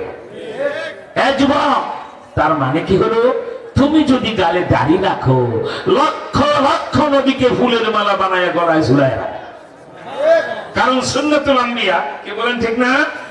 মনে রেখো, এই দাড়িটার ব্যাপারে কঠিন আর কঠোর পদক্ষেপ আহলুল্লাহ সাহেবে কাশ আহলে কলব, যাদের মোরাকা ক্ষমতা আছে, মুশাহাদা ক্ষমতা আছে, 4 তরিকার 4 মাযহাবের সমস্ত বুজুর্গরা একমত। আজকে গোপালপুরের লোকেরা মজিদপুরের মাদ্রাসার মাহফিলে শুনে যাও, সমস্ত ওলি আল্লাহর একমত। কোন মুসলমান সেলুনে বসে বা বাড়িতে বসে গালে সাবান লাগাইয়া ব্লেড ভেঙ্গে খুরের ভিতরে ঢুকায়া নিজের গালের দাড়িটা টান দিতে দেরি হয়, ওই বেলেটের পোষ আমার রসুলের কলিজায় কসকস করে লাগতে দেরি হয়। দাড়িতে ব্লেড লাগালে নবীজির কলিজা ব্লেড লেগে যায়। এর 2টা জিন্দা ঘটনা আমার পকেটে। আমি একটা শুনাই দিই তোমাদেরকে, মাদ্রাসার মাহফিলে অরিজিনাল ঘটনা ঘটায় আল্লাহ প্রমাণ করে দেন আমি আল্লাহ আছি, ঠিক কিনা? দেখো, ইসলাম সত্য। দাড়িতে ব্লেড লাগাইলে নবীজির কলিজায় ব্লেড লেগে যায়, এরকম একটা ঘটনা 41 বছর আগে বাংলাদেশে ওই বৃহত্তর কুমিল্লার চাঁদপুর মধুসূদন হাই স্কুল মাঠে ঘটে গেছে। আল্লাহর ওলি কুতুব হুসাইন আহমদ মাদানী রহমতুল্লাহ আলাইহির অতি প্রিয় ছাত্র, নাম তার মুহাদ্দিস আব্দুল লতিফ সাহেব রহমতুল্লাহ আলাই, 40 বছর বুখারী শরীফ পড়াইছেন। সুবহানাল্লাহ। চাঁদপুর ইসলামী মধুসূদন হাই স্কুল ময়দান ইসলামী মহাসম্মেলন, 3 দিনের সম্মেলনের সময় ঠিক এই টাইম, এই যে রাত 12টা বেজে গেছে, 12টা 10-15 মিনিট, ঠিক এই টাইমে মাহফিলের আখের মোনাজাত। একটু পরে যেমন আমরা মোনাজাত দিচ্ছি যাব, ওই মাহফিলের সভাপতি সদরে জলসা আমার উস্তাদ 2টা কিতাবে 14-15 বছর আগে তিনি ইন্তেকাল করেছেন। তিনি মাদারজাদ ওলি ছিলেন, আল্লাহর ওলি ছিলেন মায়ের পেট থেকে। উনি সভাপতি শেখুল হাদিস আল্লামা আজিজুল মামুন হক সাহেবের আব্বা শেখুল হাদিস আল্লামা আজিজুল হক সাহেব রহমতুল্লাহ আলাইহি, হাবিবুল্লাহ মিসবাহ রহমতুল্লাহ আলাইহি, হযরত মাওলানা আব্দুল গফফার সাহেব রহমতুল্লাহ আলাইহি, আমাদের আকাবেরদের বড় বড় বক্তা ছিলেন এরা 30-40 বছর আগে, ঠিক কিনা? সবাই মধুসূদন হাই স্কুল ময়দানে বয়ান করতেন। এই আল্লাহর ওলি মুহাদ্দিস সাবুদুর বয়ান সবার শেষ 3 দিনের সম্মেলন, 1 লক্ষের মতো লোক, বিশাল প্যান্ডেল, মৌচাকের মতো জমে বসে আছে মুহাদ্দিস সাবুদুরের মুনাজাতে শরীক হওয়ার জন্য। কেন? চাঁদপুরের মানুষ সবাই জানে মুহাদ্দিস সাহেব হাত তুললে আল্লাহ ফিরাইয়া দেয় না, তিনি মুস্তাজিবুদ দাওয়া। তার ফজিলত জানেন? হুসাইন আহমদ মাদানীর একান্ত প্রিয় ছাত্র তিনি। দারুল দেওবন্দে যেদিন খতমে বুখারী হয়, আমার বাংলাদেশেও যেদিন খতমে বুখারী যে মাদ্রাসার হবে, শাইখুল হাদিস ক্লাসে যায় যদি কোন ছাত্রের নাম ধরে বলে এই বরকতুল্লাহ তুমি আবার পড়ো, তাহলে অন্য ছাত্রদের বুঝতে বাকি থাকে না, পরবর্তী শাইখুল হাদিস ওয়ও কোন মাদ্রাসার হয়ে যাবে, ঠিক কিনা? খতমে বুখারীর দিন কাউকে আবার পড়তে বলা চারটাখানি কথা না, উস্তাদ নিজে, ঠিক না? আওলাদ রাসূল হুসাইন আহমদ মাদানী আসছেন, হারে দেওবন্দে শেষ সবকটা পড়ার জন্য সমস্ত ভালো ছাত্রই তো হাঁ করে থাকে, ঠিক না? উনি ক্লাসে এসে বলছে আব্দুল লতিফ বাঙালি কাহা হ্যায় লব্বাইক উস্তাদ জি ইবারত পড়ো। সুবহানাল্লাহ। এই সে আব্দুল লতিফ, মুহাদ্দিস আব্দুল লতিফ সাহেব রাহমাতুল্লাহ, তিনি এই মোল্লা হেবাতুল আখন্দ-জাদার মতো তার কারামত, উনি বুখারী শরীফের কাগজের পাতায় পাতায় নবীজির চেহারা দেখতেন। উনি চাঁদপুর ওই সম্মেলনে এই কথাটা উল্লেখ করলেন, বাবা 3 দিন এত বড় আলেমরা বয়ান করে, যে আপনাদের তো 2 দিনের শেষ দিন, কেন খালি হাতে বাড়িতে যাইবা? বাবা, আমার উস্তাদ সেদিন যেই সুন্নতের পোটলা তাদের হাতে হাদিয়া দিয়েছেন, আমিও তোমাদের হাতে সেই সুন্নতের পোটলা, সেই সুন্নতের তাবারক দিয়ে দিচ্ছি। উনি বললেন, বাবা তোমরা কি জানো? সভাপতির ভাষণে বৃদ্ধ মানুষ আস্তে আস্তে বলছেন, 1 লক্ষ লোক, অর্ধেকের বেশি লোকের গালে দাড়ি নাই, আমার দুঃখ লাগে। বলতেছেন হুজুরে, বাবা গালে দাড়িতে ব্লেড লাগাইলে তুমি কি জানো, যখনই তুমি ব্লেডটা কচ করে নিজের গালে সাবান লাগায় টান দাও, ওই ব্লেডের পোষ আমার নবীর কলিজায় লেগে যায়। আল্লাহু আকবার বলেন, আল্লাহু আকবার বলেন। এই কথাটা বলা মাত্রই আল্লাহু আকবার, গোটা মজমার ভিতরে একটা ঝালদালা পয়দা হয়ে গেল। আল্লাহু আকবার। দাড়িতে ব্লেড লাগালে নবীজির কলিজা ব্লেড লেগে যায়। সব জবানকে সব হুজুরের ঠোঁট এক ঠোঁট না, মনে রাখবা কারো কারো সাথে আরশের এত সম্পর্ক, তাদের 2 ঠোঁট আর আল্লাহ পাকের আরশের দুয়ার কখনো কখনো এক হয়ে যায়। এটাকেই তরিকতের ভাষায় বলে অলন্দাররা চেয়ে বুয়ার দিদা বুয়ার। আল্লাহর ওলিরা যা বলে আরশ থেকে কি বের হয় তা দেখে দেখে বলে, ঠিক কিনা? মুহাদ্দিস আব্দুল লতিফ সাহেবের জবান হলো আল্লাহ পাকের আরশের দুয়ারের মতো। বলিতে ফেলছেন কথাটা, দাড়িতে ব্লেড লাগাইলে নবী তুমি ব্লেড দিয়ে টান দাও, তুমি মনে করো তোমার গালের চামড়ার দাড়ির গোড়া কাটা গেল, রুহানি চোখ দিয়ে তাকায় দেখো প্রত্যেকটা পোষ আমার নবীর কলিজায় কস কস করে লেগে গেল। এমন তাসির হলো ওলি আল্লাহর জবানের কথা, বক্তা না চিৎকার করে বলতে যায়, কণ্ঠ নাই সুর নাই কিন্তু রুহানিয়ত আছে। কথার এত তাসির হলেও 10,000 যুবক দাঁড়ায় গেছে দাঁড়িয়ে রেখা নিয়ে। সুবহানাল্লাহ বলেন।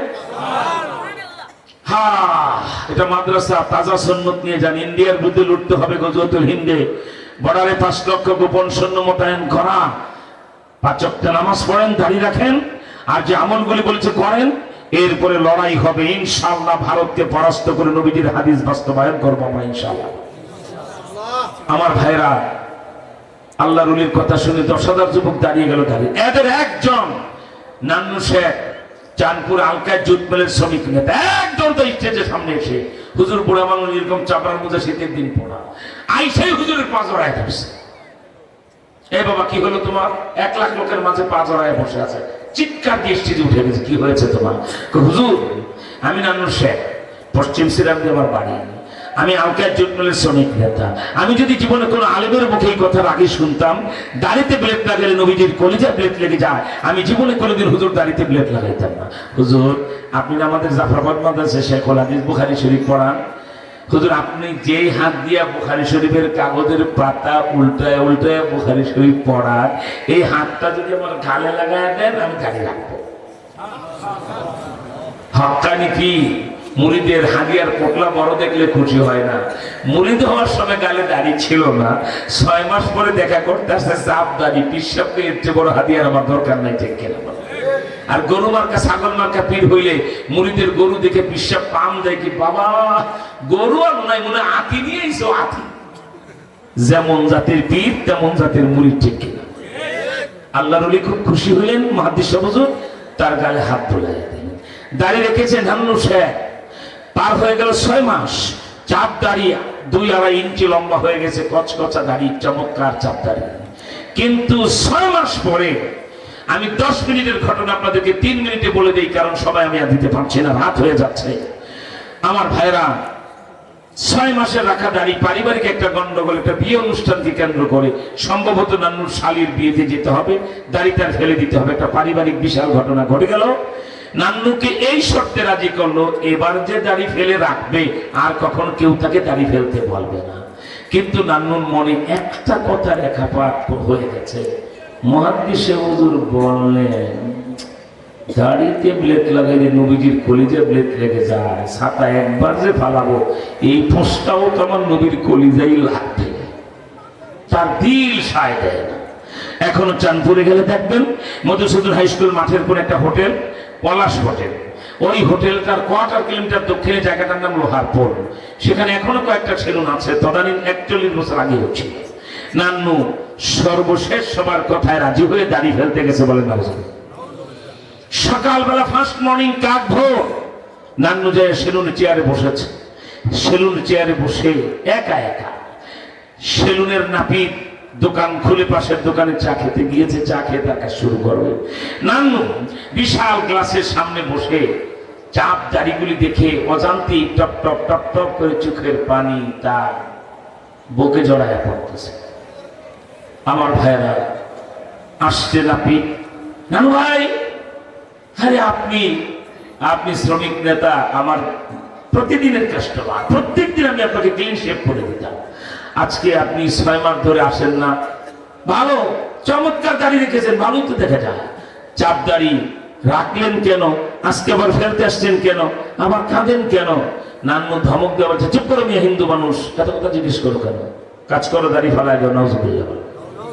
আমার ভাইরা, নান্নুর হুকুম পেয়ে নাপিত নান্নুর গালে সাবান লাগাইয়া ব্লেড ভেঙ্গে খুরের ভিতরে ঢুকায়া মাত্র নান্নুর গালে টান দিতে যাবে, নান্নু খপ করে নাপিতের হাত ধরে ফেলেছে। চিৎকার করে ডাক ডাকে, নাপিত সাবধান, আমার গালে ব্লেড লাগাবি না। এ নাপিত কে যেন গুনগুন গুনগুন করে আমার কানে মোবাইল ফোনের মতো বলে, নান্নু রে, আমার এতিম রসুলের কলিজায় ছুরি মারিস না। নান্নু একবার ডানে তাকায়, একবার বামে তাকায়, কোনো মানুষ দেখে না। গুনগুন করে ওয়াজ শোনার মতো আওয়াজ শুনে, নান্নু আমার এতিম বন্ধু মুহাম্মদের কলিজায় ছুরি মারিস না। নান্নু ডাক ডাকে, নাপিত আমার গালের সাবান ধুয়ে ফেল, আমি দাড়ি ফেলবো না। এক কদম বাড়ির দিকে যায়, আরেক কদম সেলুনের দিকে আসে, মনে মনে ভাবে দাড়ি না ফেলায় বাড়িতে গেলে পারিবারিক গন্ডগোল হবে। দাড়ি কামেন না বাবারা, বেমান আছে বাবারা, বেপরদামা মনে রাখ, অন্তরের কান দিয়া ভালো করে শুনো, আমিও কবর পথের যাত্রী, তুমিও কবর পথের যাত্রী, বাবা ঠিক কিনা বলো? নান্নু আবার সেলুনে বসে বলছে, নাপিত আমি চোখ জোর করে বন্ধ করে রাখবো, আর চোখ খুলবো না, তুমি তাড়াতাড়ি আমার গালের দাড়িটা ফালাইয়া দাও। এবার নাপিত আবার সাবান লাগাইয়া নতুন ব্লেডের বাকি অংশ খুলের ভিতরে ঢুকায়া নান্নুর গালের ডান দিক থেকে একটা টান দেওয়া মাত্র কয়েকটা দাড়ির গোড়া কেটেছে। একটা টান দেওয়া মাত্র জবাই করা গরুর মতো গলগল গলগল করে রক্ত বাহির হইতে শুরু হয়ে গেছে। একটা টান দা নাপিত আর কাজ করে না। নান্নু ধমক দিয়ে বলে, ব্যাপার কি, কাজ করো না কেন? নিচের দিকে তাকায় দেখে তার সাদা জামা রক্তে লাল হয়ে গেছে। নান্নু ডাক ডাকো, নাপিত তুই কি আমারে খুন করে ফেললি? এত রক্ত কোথায় থেকে আসতেছে? হিন্দু নাপিত থরথর করে কাঁপতে কাঁপতে বলে, নান্নু ভাই 25 বছর ধরে নাপিতের কাজ করি, আজ পর্যন্ত চুল পরিমাণ কারো চামড়া কাটি নাই, মনে হয় আপনারা তো চামড়া কাটা যায় নাই, এই রক্ত কোথায় থেকে আসতেছে আমি জানি না। হ্যাঁ বেরাবাজি বাবা, জানি কারণে বাবা, পাশের রহমান ফার্মেসি থেকে ডাক্তার ডাকা হলো। ডাক্তার এসে যে জায়গাটায় একটা টান্দা নাপিত কয়েকটা দাড়ির গোড়া কেটেছে, ওই জায়গাটা গরম পানি দিয়ে ওয়াশ করে যন্ত্রপাতি দিয়ে দেখে ডাক্তার ডাক্তার করে, নান্নু রে, এই রক্ত তোমার রক্ত না। নান্নুর কলিজায় আগুন লেগে গেছে, হায় রে হায়, তাহলে কি নবীজির কলিজায় ছুরি লাগাইয়া দিলাম? রক্ত মাখা জামা নিয়ে দৌড়াইতে শুরু করেছে। আল্লাহর ওলি বুড়ো মানুষ একটু পরে দারুল হাদিসে ছাত্রদেরকে বুখারী শরীফ পড়াবেন। শরহে বুখারী ফাতুল বারি মোল্লা আলী কারির আইনি তার ডান বামে কিতাব মোতালা করতেছেন। আর এই নান্নু সকালবেলা যায় চিৎকার দিয়া হুজুরের পা জড়ায়া ধরছে, হুজুর আপনার বয়ান শুনে আমি দাড়ি রেখেছি, আপনি বলেছিলেন দাড়িতে ব্লেড লাগাইলে নবীজির কলিজা ব্লেড লেগে যায়। হুজুর নাপিত একটা টান্দা আমার গালের কয়েকটা দাড়ির গোড়া কেটেছে, আপনিও দেখেন আমার গালে কিন্তু চুল পরিমাণ চামড়া কাটে নাই, কিন্তু রক্তে আমার জামা লাল হয়ে গেল। এই রক্ত কোথায় থেকে এসেছে? আল্লাহর ওলি মুহাদ্দিস সাহেব হুজুর এমনি তো আল্লাহর ওলি। আরে বুখারী শরীফ পড়াবার সময় কাগজের পাতায় যার সামনে নবীজির চেহারা উদ্ভাসিত হয়, সে কুন্তব করা শেখে রাসূল বুঝতে পেরেছেন। আল্লাহর ওলি এই কথা শোনা মাত্র একটা থাবা দানান্নুর হাত থেকে রক্ত মাখা জামাটা নিয়ে একবার চুমা খায়, আরেকবারে নাকে লাগায়, আর ডাক ডাক নান্নু রে, এই রক্ত থেকে আমার নবীর কলিজার রক্তের ঘেরান পাওয়া যায়। নান্নু ডাক ডাকে, হুজুর আমার তওবা করায় দেন, জীবনে আর আমি দাড়িতে ব্লেড লাগাবো না। এ কলিজার টুকরা যুবকেরা, একদিকে আমাদের ভিতরগত অভ্যন্তরীণ বিপদ, আবার শত্রু রাষ্ট্র ভারত 5 লক্ষ সৈন্য গোপন ভাবে আমার বর্ডারে মোতায়েন করে রেখেছে। সব মিলায়ে বোঝা গেল আমাদেরকে একটা কঠিন লড়াইতে নামতে হবে, ঠিক কিনা বলেন? এই মুহূর্তে নবীজির কলিজায় ছুরি আর মারবা না। আজকেও ক্লিন শেভ হয়েছো, দাড়ি ফেলে দিয়েছো। আজকে যখন মজিদপুর মাদ্রাসার মাহফিলে প্রমাণ হলো দাড়িতে ব্লেড লাগালে নবীজির কলিজায় ব্লেড লেগে যায়, আজ থেকে দাড়িতে ব্লেড লাগাইবা না, নবীজির কলিজায় ছুরি মারবা না, দাড়ি রাখবা। এতদিন যার গালে দাড়ি ছিল না ফেলে দিয়েছো, আজ থেকে নিয়ত করতে পারো কোন যুবকরা, কোন মধ্যবয়সী ভাইরা দাদা নানা হয়ে গেছো, শ্বশুর হয়ে গেছো, এখনো দাড়িটা রাখতে পারো নাই, আজ থেকে নবীর কলিজায় ছুরি মারবে না, দাড়ি রাখবে। এমন কোন যুবকরা আছো, হাত তুলে আল্লাহু আকবার বলে দেখায় দাও। আগে হাতগুলি উঁচা করে আমাকে দেখাও। যার গালে দাড়ি নাই সে দাড়ি রাখবে, এমন লোকদের হাত আমি দেখতে চেয়েছি। আমি দাড়িওয়ালা মানুষের হাত দেখতে চাই না। আমি চাই কোন যুবক আজ থেকে আর নবীর কলিজায় ছুরি মারবে না, দাড়ি রাখবে, তার হাত তোলো। আর কে আছো নবী প্রেমিক যুবক, যারা হাত তুলেছো, 1 সেকেন্ড আল্লাহু আকবার বলে দাঁড়াও, সুসংবাদ শোনায় দিই। দাঁড়াও আল্লাহু আকবার বলে, আরে দাঁড়াও আল্লাহু আকবার বলে। যারা হাত তুলেছো তারা 2 হাত উঁচা করে এরকম উঁচু করো। আমি দেখতে পাচ্ছি মধ্যবয়সী এক ভাই গালে দাড়ি রাখা নিয়ত করে তার চোখের পানিতে গাল ভিজে গেছে। এখন কি হচ্ছে জানো? সবাই খেয়াল করো। এই মাহফিলে মুনাফাতের পূর্বে যারা দাড়ি রাখা নিতে দাঁড়িয়ে গেলা, সকলের নামের তালিকা ফেরেশতারা এখনই মদিনায় নবীজির কাছে পাঠায়া যাবে। আল্লাহ রসুল যদি জিজ্ঞেস করে এরা কারা, হুজুর এরা দাড়ি রাখবে আর দাড়ি ফেলবে না, আল্লাহ রসুল বলবেন এদের তালিকা দাও, হাসরের ময়দানে আমি এদেরকে হাউজে কাউসারের পানি পান করাবো। আলহামদুলিল্লাহ, 1 সেকেন্ডে বসে পড়ুন। আত্তাহিয়াতু যেভাবে পড়ে সেভাবে বসুন, আমার কাছে আসুন। আখির মুনাফাতের প্রস্তুতি শুরু হয়ে গেল। কয়েক মিনিটের ভিতরে যে যত তাড়াতাড়ি সামনে আসবেন তার দোয়া তত তাড়াতাড়ি কবুল হবে ইনশাআল্লাহ। আলহামদুলিল্লাহ, আরো বয়ান হবে। আলহামদুলিল্লাহ আছেন, আলহামদুলিল্লাহ বলেন। একটু কাছে আসেন, কাছে আসেন। এখন আপনাদেরকে এই অবস্থায় একটা হাদিয়া আর গজওয়াতুল হিন্দের ওয়াদাটা বাবা বুঝেন, একটু কাছে আসেন। আমরা একটা তওবা, একটা প্রতিজ্ঞা তো আমরা করবো, কি বলেন ঠিক না? একটা শপথ তো আমরা নেবো ইনশাআল্লাহ বলেন। যে তাড়াতাড়ি দৌড়দা মৌচাকের মধ্যে জমবেন, শের ভালো যার সব ভালো তার। আলহামদুলিল্লাহ, মেহরবানি করে একবারে মৌচাকের মতো জমে যান, কাছে আসুন। যে যত তাড়াতাড়ি জমবেন তার সব তত তাড়াতাড়ি হবে, তত বেশি হবে ইনশাআল্লাহ। আমার ভাইরা, আমি আপনাদেরকে প্রথমে গজওয়াতুল হিন্দ দেশের অভ্যন্তরীণ অবস্থায় স্বীকারোক্তি নিয়েছি। 53 বছরে যে সরকার হয়েছে ওই সরকারগুলি আমরা চাই না, এখন আমরা ইসলামী সরকার চাই, ঠিক কিনা বলেন?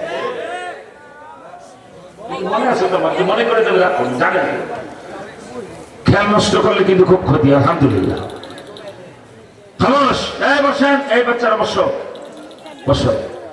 আমার ভাইরা, আমরা একদিকে যেমন নিয়োগ করেছি আলেম ওলামা ছাড়া কোন শয়তানদের পিছনে ঘুরবো না। 47-এ স্লোগান ছিল ইংরেজ খেদাও। 52 সালে স্লোগান ছিল এক দফা এক দাবি, রাষ্ট্রভাষা বাংলা চাই। 71 সালে যুদ্ধের স্লোগান ছিল তোমার আমার ঠিকানা, পদ্মা মেঘনা যমুনা। 53 বছরের শাসনের, নিপীড়নের, নির্যাতনের প্রতিবাদে এবার মুসলমান স্লোগান দেবে তোমার আমার ঠিকানা, কোরআন হাদিস ওলামা, ঠিক কিনা তোরা কর? ওলামা একরাম ছাড়া কারো নেতৃত্ব মানি না, আর কোরআন হাদিস ছাড়া কোনো নীতি আমরা মানব না, ঠিক কিনা তোরা কর? আমার ভাইরা, সেজন্য আপনাদেরকে বলছিলাম, ইন্ডিয়া যখন পায়ে পাড়া দিয়ে ঝগড়া করে আমাদের সামনে আমাদের দেশের স্বাধীনতা সার্বভৌমত্ব বিপন্ন করতে চায়, মনে রাখবেন সেজন্যই 1500 বছর আগে প্রিয় নবীজি গজওয়াতুল হিন্দের ঘোষণা দিয়ে গেছেন। নাসাই শরীফ 2য় খণ্ড 52 পৃষ্ঠাে আপনারা পাবেন, শুনলে আনন্দে লাফাবেন। কোন ভয় আমরা ভারতকে পাবো না, এই অভয় দিয়ে গেছে নবীজি, জিতবো আমরা ইনশাআল্লাহ। ভারত এত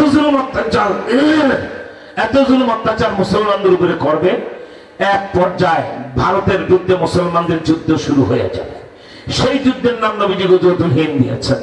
হযরত আবু হুরায়রা থেকে দুটো হাদিস নাসাই শরীফে দেখেন। হযরত আবু হুরায়রা বলেন, ওয়াদানা রাসূলুল্লাহ সাল্লাল্লাহু আলাইহি ওয়াসাল্লাম বিগজওয়াতুল হিন্দ, আল্লাহর নবী আমাদের সাথে হিন্দুস্তানের গজওয়া হবে, যুদ্ধ হবে, সেই ঘোষণা দিয়ে গেছেন। পরের লাইনই পাবেন আবু হুরায়রা রাদিয়াল্লাহু তাআলা আনহুর মতো বুজুর্গ সাহাবী কি বলে জানেন? আমি যদি ইন্ডিয়ার বিরুদ্ধে সেই যুদ্ধে বেঁচে থাকি, আমার জীবদ্দশায় যদি সেই যুদ্ধ হয়, আমার জান মাল আমি সব কুরবান করে দেব। আল্লাহু আকবার। এমন কি ফজিলত ইন্ডিয়ার বিরুদ্ধে যুদ্ধের, আবু হুরায়রার মতো সাহাবী জানমাল সব দিতে চায়? হ্যাঁ আছে আছে। এমনি এমনি আবু হুরায়রা জানমাল দিতে চান নাই। ওই যুদ্ধের 4টা ফজিলত হাদিস শরীফ ঘাটলে পাওয়া যায়। কয়টা? 1 নাম্বার, ইন্ডিয়া যে আমার হালুয়াঘাটের বর্ডারে, ধুবাউড়ার বর্ডারে, ওই মৌলভীবাজারের কুলাউড়ার বর্ডারে, ওই হাইলাকান্দি কাচার করিমগঞ্জের সিলেটের বর্ডারে, যশোরের সারসার বর্ডারে, আমাদের বিভিন্ন বর্ডারে তারা যে গোপনে 5 লক্ষ সৈন্য মোতায়েন করে রেখেছে, তার দেশের নিরাপত্তার কথা বলে সুযোগ বুঝে তাদেরকে বাংলাদেশে ঢুকায় দিবেন। শেখ হাসিনার আবার ক্ষমতায় বসাবেন, বাংলাদেশ আবার দখল করে নিবেন, দরকার হলে এটাকে রাজ্য সিকিমের মতো ঘোষণা করে মুখ্যমন্ত্রী বানাবেন। সারাল্লার বাচ্চা, তোর বাপ দাদা 14 গোষ্ঠীর খায়েশ পূরণ হবে না। বাংলাদেশের বর্ডারে যদি একটা পা ভারতীয় কোন সৈন্যের পরে, সঙ্গে সঙ্গে ঢাকা আমরা গজওয়াতুল হিন্দের ঘোষণা করে দেব। শেখুল হাদিস ইবনে শেখুল হাদিস বাংলাদেশের ভবিষ্যৎ রাষ্ট্রনায়ক আল্লামা মামুনুল হক আমিরুল মুজাহিদিন ঘোষণা করে ইন্ডিয়ার বিরুদ্ধে আমরা যুদ্ধের সূচনা করে দেব। ঠিক কিনা দেখা? আল্লাহ রাসূল এই গজওয়াতুল হিন্দের 4টা ফজিলত বলেছেন। 4 মিনিটে শুনে পরবর্তী কর্মকাণ্ড এখান থেকে করে আপনারা মোনাজাত দিয়ে যাবেন।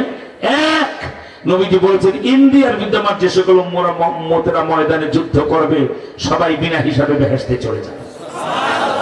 এখন কি আপনার মন চায় ইন্ডিয়ার বিরুদ্ধে যুদ্ধ করতে? বেহেশত কি মামার বাড়ির মোয়া? বেহেশত কামাইতে প্রতিদিন 5 ওয়াক্ত নামাজ পড়া লাগে। ঠিক কিনা? এই সাদাদারি দাদা বয়সী মানুষটা যখন ফজরের সময় পুকুরের পানি অথবা মসজিদের ট্যাপের পানিতে হাত দেয়, মনে আজরাইলের সাথে মুসাফা করলো। ঠিক কিনা?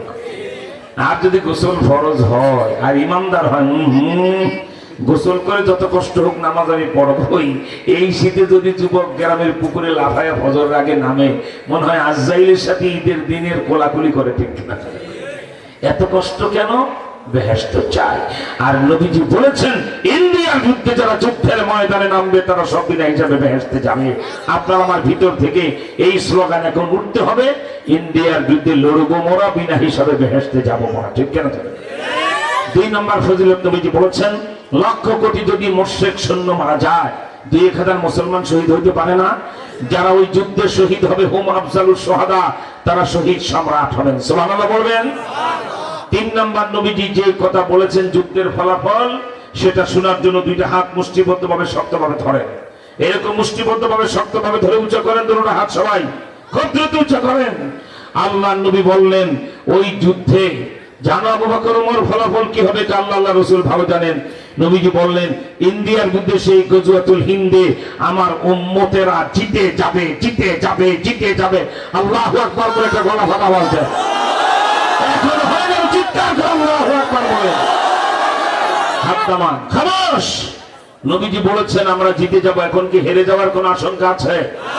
মনে রাখবা, মেম্বার, চেয়ারম্যান, এমপি, মন্ত্রী, কোটিপতি, শিল্পপতি, দলপতি, রাষ্ট্রপতি, প্রধানমন্ত্রী, এমনকি কোন মসজিদের ইমাম, মাদ্রাসার শিক্ষক, খানকার পীর, ওয়াজের বক্তা, সেও যদি মনে মনে ভাবে নবীজি বলেছেন বটে কিন্তু মনে হয় আমরা ভারতের সাথে পারবো না, হেরেও যেতে পারি, সে মুসলমান না কাফের? আওয়াজটা পছন্দ হলো না? মুসলমান না কাফের? মনে রাখবা 4 মাযহাব 4 তরিকা, একমত সকল ফুকাহায়ে আরবাআ। কেউ যদি নবীজির কথা চুল পরিমাণ সন্দেহ করে ফাকাদ ইরতাদা, সে মুরতাদ হয়ে যায়, কাফের হয়ে যায়। ঠিক কিনা? সুতরাং নবীজি বলেছেন আমার উম্মত জিতে যাবে। এখন আমরা জিতে যাব না হেরে যাব? আর কোন ছাতা দেখো তুমি জানি না, কাশিমপুর কারাগারের 6 তলায় আমি মামুনুল হক মনির কাসিম আমির হামজা রফিকুল ইসলাম মাদানী সহ সাখাওয়াত হোসেন রাজি, জুনায়েদ আল হাবিব, আমরা যখন ভারতের দিকে তাকাতাম ওই জালেমের এই ফেরাউনের জেলখানার 6 তলা থেকে স্পষ্ট যেন চোখে দেখতে পেতাম ভারতের কলকাতার রাইটার বিল্ডিং এ নিজেদের হাতে কলেমার পতাকা আমরা উড়াচ্ছি। ইনশাআল্লাহ ধরে কম। মনে রাখবা আগামীকাল সূর্য ওঠা যত সত্য, আমার রসুলের কথা তার চেয়ে আরো সত্য। ঠিক কেমন? 4 নম্বর ফজিলত নবীজি বলেছেন সেই যুদ্ধে মুজাহিদ বাহিনী মুসলমানেরা লড়তে লড়তে ভারতের প্রধানের বাসভবন ঘেরাও করে তার বাসভবনে প্রবেশ করে তার বেডরুমে ঢুকে তাকে গলা টিপে ইঁদুরের বাচ্চার মতো হত্যা করে। এরপর তার গলায় সিলসিলাতুল হাদিদ, লোহার শিকল তার গলায় পেঁচায়া মুসলমান সৈন্যরা ভারতের প্রধানের লাশটা টেনে রাস্তায় এনে মুজাহিদ কমান্ডারের পায়ের তলে তার লাত ছুড়ে মারবে। আল্লাহু আকবার বলে। সুতরাং এবারের সংগ্রাম ভারত দখল করে সারা উপমহাদেশে কলেমা প্রতিষ্ঠার সংগ্রাম, ঠিক কিনা বলেন? এবারের সংগ্রাম বাংলাদেশের হাইকোর্ট, সুপ্রিম কোর্ট, জজ কোর্ট, আইন আদালত, স্কুল, কলেজ, ইউনিভার্সিটি, ব্যাংক, বিমা, সব জায়গায় আল্লাহর হুকুম নবীর তরিকা প্রতিষ্ঠার সংগ্রাম, ঠিক কিনা বলেন? যেই সংগ্রামে আফগানিস্তানের তালেবান সৈন্যরা জিতেছে সারা পৃথিবীতে, সুবহানাল্লাহ বলেন। এই যেমন একজন প্রধানমন্ত্রী তালেবানদের আপনাদের সামনে বলেছিলাম, যার ক্ষেতের উপর দিয়ে হেঁটে গেলে পরের বছর ফসল ডবল হয়, কারো বাগান দিয়ে হেঁটে গেলে আগে আনার হতো 3 মণ, এবার হয় 30 মণ। আল্লাহু আকবার। আবার যার ইতিহাস শুনাইলাম, বুখারী শরীফ পড়াবার সময় প্রধানমন্ত্রী বুখারী শরীফ পড়ায়, আনন্দে আমাদের বক্তা এত বড় হয়ে যায়, ঠিক কিনা? এই মোল্লা হেবাতুল্লাহ আখুন্দজাদা 6 মাস আগে কাবুলে একটা ওলামা সম্মেলন করলেন। তিনি অনবদ্য একটা ভাষণ দিলেন সারা পৃথিবীর মুসলমানদের উদ্দেশ্যে। 200 কোটি মুসলমানের আমিরুল মুমিনিন তিনি। কিন্তু ব্যত্যয় ঘটছে একটা, ওনার মাদার ল্যাঙ্গুয়েজ ফার্সি। উনি ফার্সিতে ভাষণটা দিয়েছেন, আমার বাঙালি কেউ বুঝবে না, ঠিক কিনা? তার সেই ভাষণটাকে আমরা অত্যন্ত সুন্দর প্রাঞ্জল শব্দ চয়ন করে বাংলায় লিখে আমি নিজে সম্পাদনা করে আমি তার ভাষণটার নাম রেখেছি আফগান মাটি দুর্জয় ঘাটি। আল্লাহু আকবার বলেন। আমার ভাইরা, এই বইটা যদি, এই যে দেখেন প্রথম পৃষ্ঠার মোড়াটা একটা পতাকার ছবি, এটা কোনটা জানেন? আমেরিকা ভো ভো ভো ভো করে বিমান আসতেছে, তালেবানদের উপরে ফেলবে। তালেবানদের সৈন্যরা রকেট লঞ্চার কাঁধে নিয়ে প্রস্তুতি নিয়ে ফেলেছে, বোমার বিমানকে ভূপাতিত করতে রকেট লঞ্চার নিক্ষেপ করবে। আরেক তালেবানদের কয়েকজন এই পতাকাটা হাতে নিয়ে এইভাবে ঘোরানো শুরু করেছে, সমস্ত জঙ্গি বিমানগুলি উল্টো দিকে দৌড়াইতে শুরু করেছে। তাদেরকে কমান্ডার বলে, ব্যাপার কি? বোম না ফেলে চলে আসলা কেন? আপনি যায় ফেলান কেন, কি হয়েছে? এদের একজন সৈন্য এমন একটা কাপড়ের টুকরা ঘোরায়, ওইটা থেকে লক্ষ লক্ষ গুলি আমাদের বিমানের দিকে আসে। এই সেই অলৌকিক পতাকা, আলহামদুলিল্লাহ। এটা স্টিল বোমারু হেলিকপ্টার, একটা বানাইতে বাংলাদেশি টাকা 4000 কোটি টাকা লাগে। বাংলাদেশ, ইন্ডিয়া, পাকিস্তান কারো হাতে একটাও নাই। 200 নিয়ে আসছিল আমেরিকা আফগানিস্তানের তালেবানদেরকে ধ্বংস করার জন্য। 200 সবগুলি তালেবানরা দখল করে রেখে দিয়েছে, আলহামদুলিল্লাহ। আমার ভাইরা, এই শীতের দিন এক বন্ধুকে তুমি 1000 টাকার সোয়েটার দাও, তা না দিয়া 30 টাকার এই মোল্লা হেবাতুল্লাহ আখুন্দজাদা বর্তমান পৃথিবীর 200 কোটি মুসলমান আমিরুল মুমিনিন, আফগানিস্তানের প্রাইম মিনিস্টার, আল্লাহর ওলি কুতুব, তার বক্তব্যটা তুমি 3 বার পড়ো, লিখে দিতে পারবো, বেনামাজি নামাজি হয়ে যাবে। খারাপ মুসলমান ইসলামের পথে সে জিহাদের ময়দান অবতীর্ণ হয়ে খালিদ বিন ওলীদ হয়ে যাবে ইনশাআল্লাহ। বইটা 5টা 10টা করে কিনে আপনার গ্রামে গ্রামে সব জায়গায় প্রচার করুন, কারণ ইন্ডিয়া আমার বর্ডারে লড়তে হয়ে তার বিরুদ্ধে তালেবানদের স্টাইলে লড়তে হবে, ঠিক কিনা? যারা ইনশাআল্লাহ জোরে খান। আমার ভাইরা, আমার পরে যেহেতু হযরত মঞ্চে বসেছেন একজন আলেম বয়ান করবেন, আপনাদের অত্যন্ত গুরুত্বপূর্ণ কথা শোনাবেন, সেজন্য স্টেজ থেকে কেউ বইটা নিতে পারবেন না। ওই যে এখানে মাদ্রাসার সামনে আমার সাদা গাড়ি, সে সাদা গাড়ি থেকে বইটা দিবে, সেখান থেকে আপনারা বইটা নিয়ে নেবেন। আর একটা জিনিস আপনাদের সামনে বলি, আমি আপনাদেরকে শপথ, আজকে যেভাবে প্রতিদিন শেষ কথা বলে কাপড় ছেড়ে পাগড়ি ছেড়ে আমরা তওবা করি, সেই সময় আমি দেব না। যেহেতু আমার পরে উনি বয়ান করবেন, একটা কাজ করার জন্য আহ্বান করব। মাদ্রাসাটা এসে অনেক ভালো লাগলো, মিশকাত পর্যন্ত মাদ্রাসা, উস্তাদরা ছাত্ররা যেভাবে মেহমানদের জন্য ছুটোছুটি করলেন, কাবিলে তারিফ। এটাই কওমি মাদ্রাসার ট্র্যাডিশন, ঐতিহ্য, ঠিক কিনা বলেন? এই মাদ্রাসাটায় আমার মন চায়, আপনাদেরকে মন চায় না? 1000 টাকার একটা নোট, 500 টাকার একটা নোট, 100 টাকার একটা নোট সবাই যদি পকেট থেকে বের করে এখনই রুমালে দিয়ে দেই, তাহলে অন্তত প্যান্ডেলের খরচটা কিছুটা সহযোগিতা হয়ে যাবে, ঠিক না বাবা? আপনারা কি রাজি আছেন? আমি দেবো, আপনারাও দিবেন? এক কথা বলেন না, কেন দিবেন? তাহলে আমি একটা লোক প্রথমে দেখতে চাই, হুজুর এই মজিদপুর মাদ্রাসা আমাদের হৃদয় স্পন্দন, আমাদের কলজা। হুজুর আমি 1000 টাকা দিলাম, একটা লোক আমার দেখান তো প্রথমে। হুজুর 1000 টাকার একটা নোট আমি দিলাম, হুজুর আছেন? একটা লোক আমার দেখায় দেন আঙ্গুলটা যে হুজুর 1000 টাকার একটা নোট আমি দেবো, আছেন কি কেউ?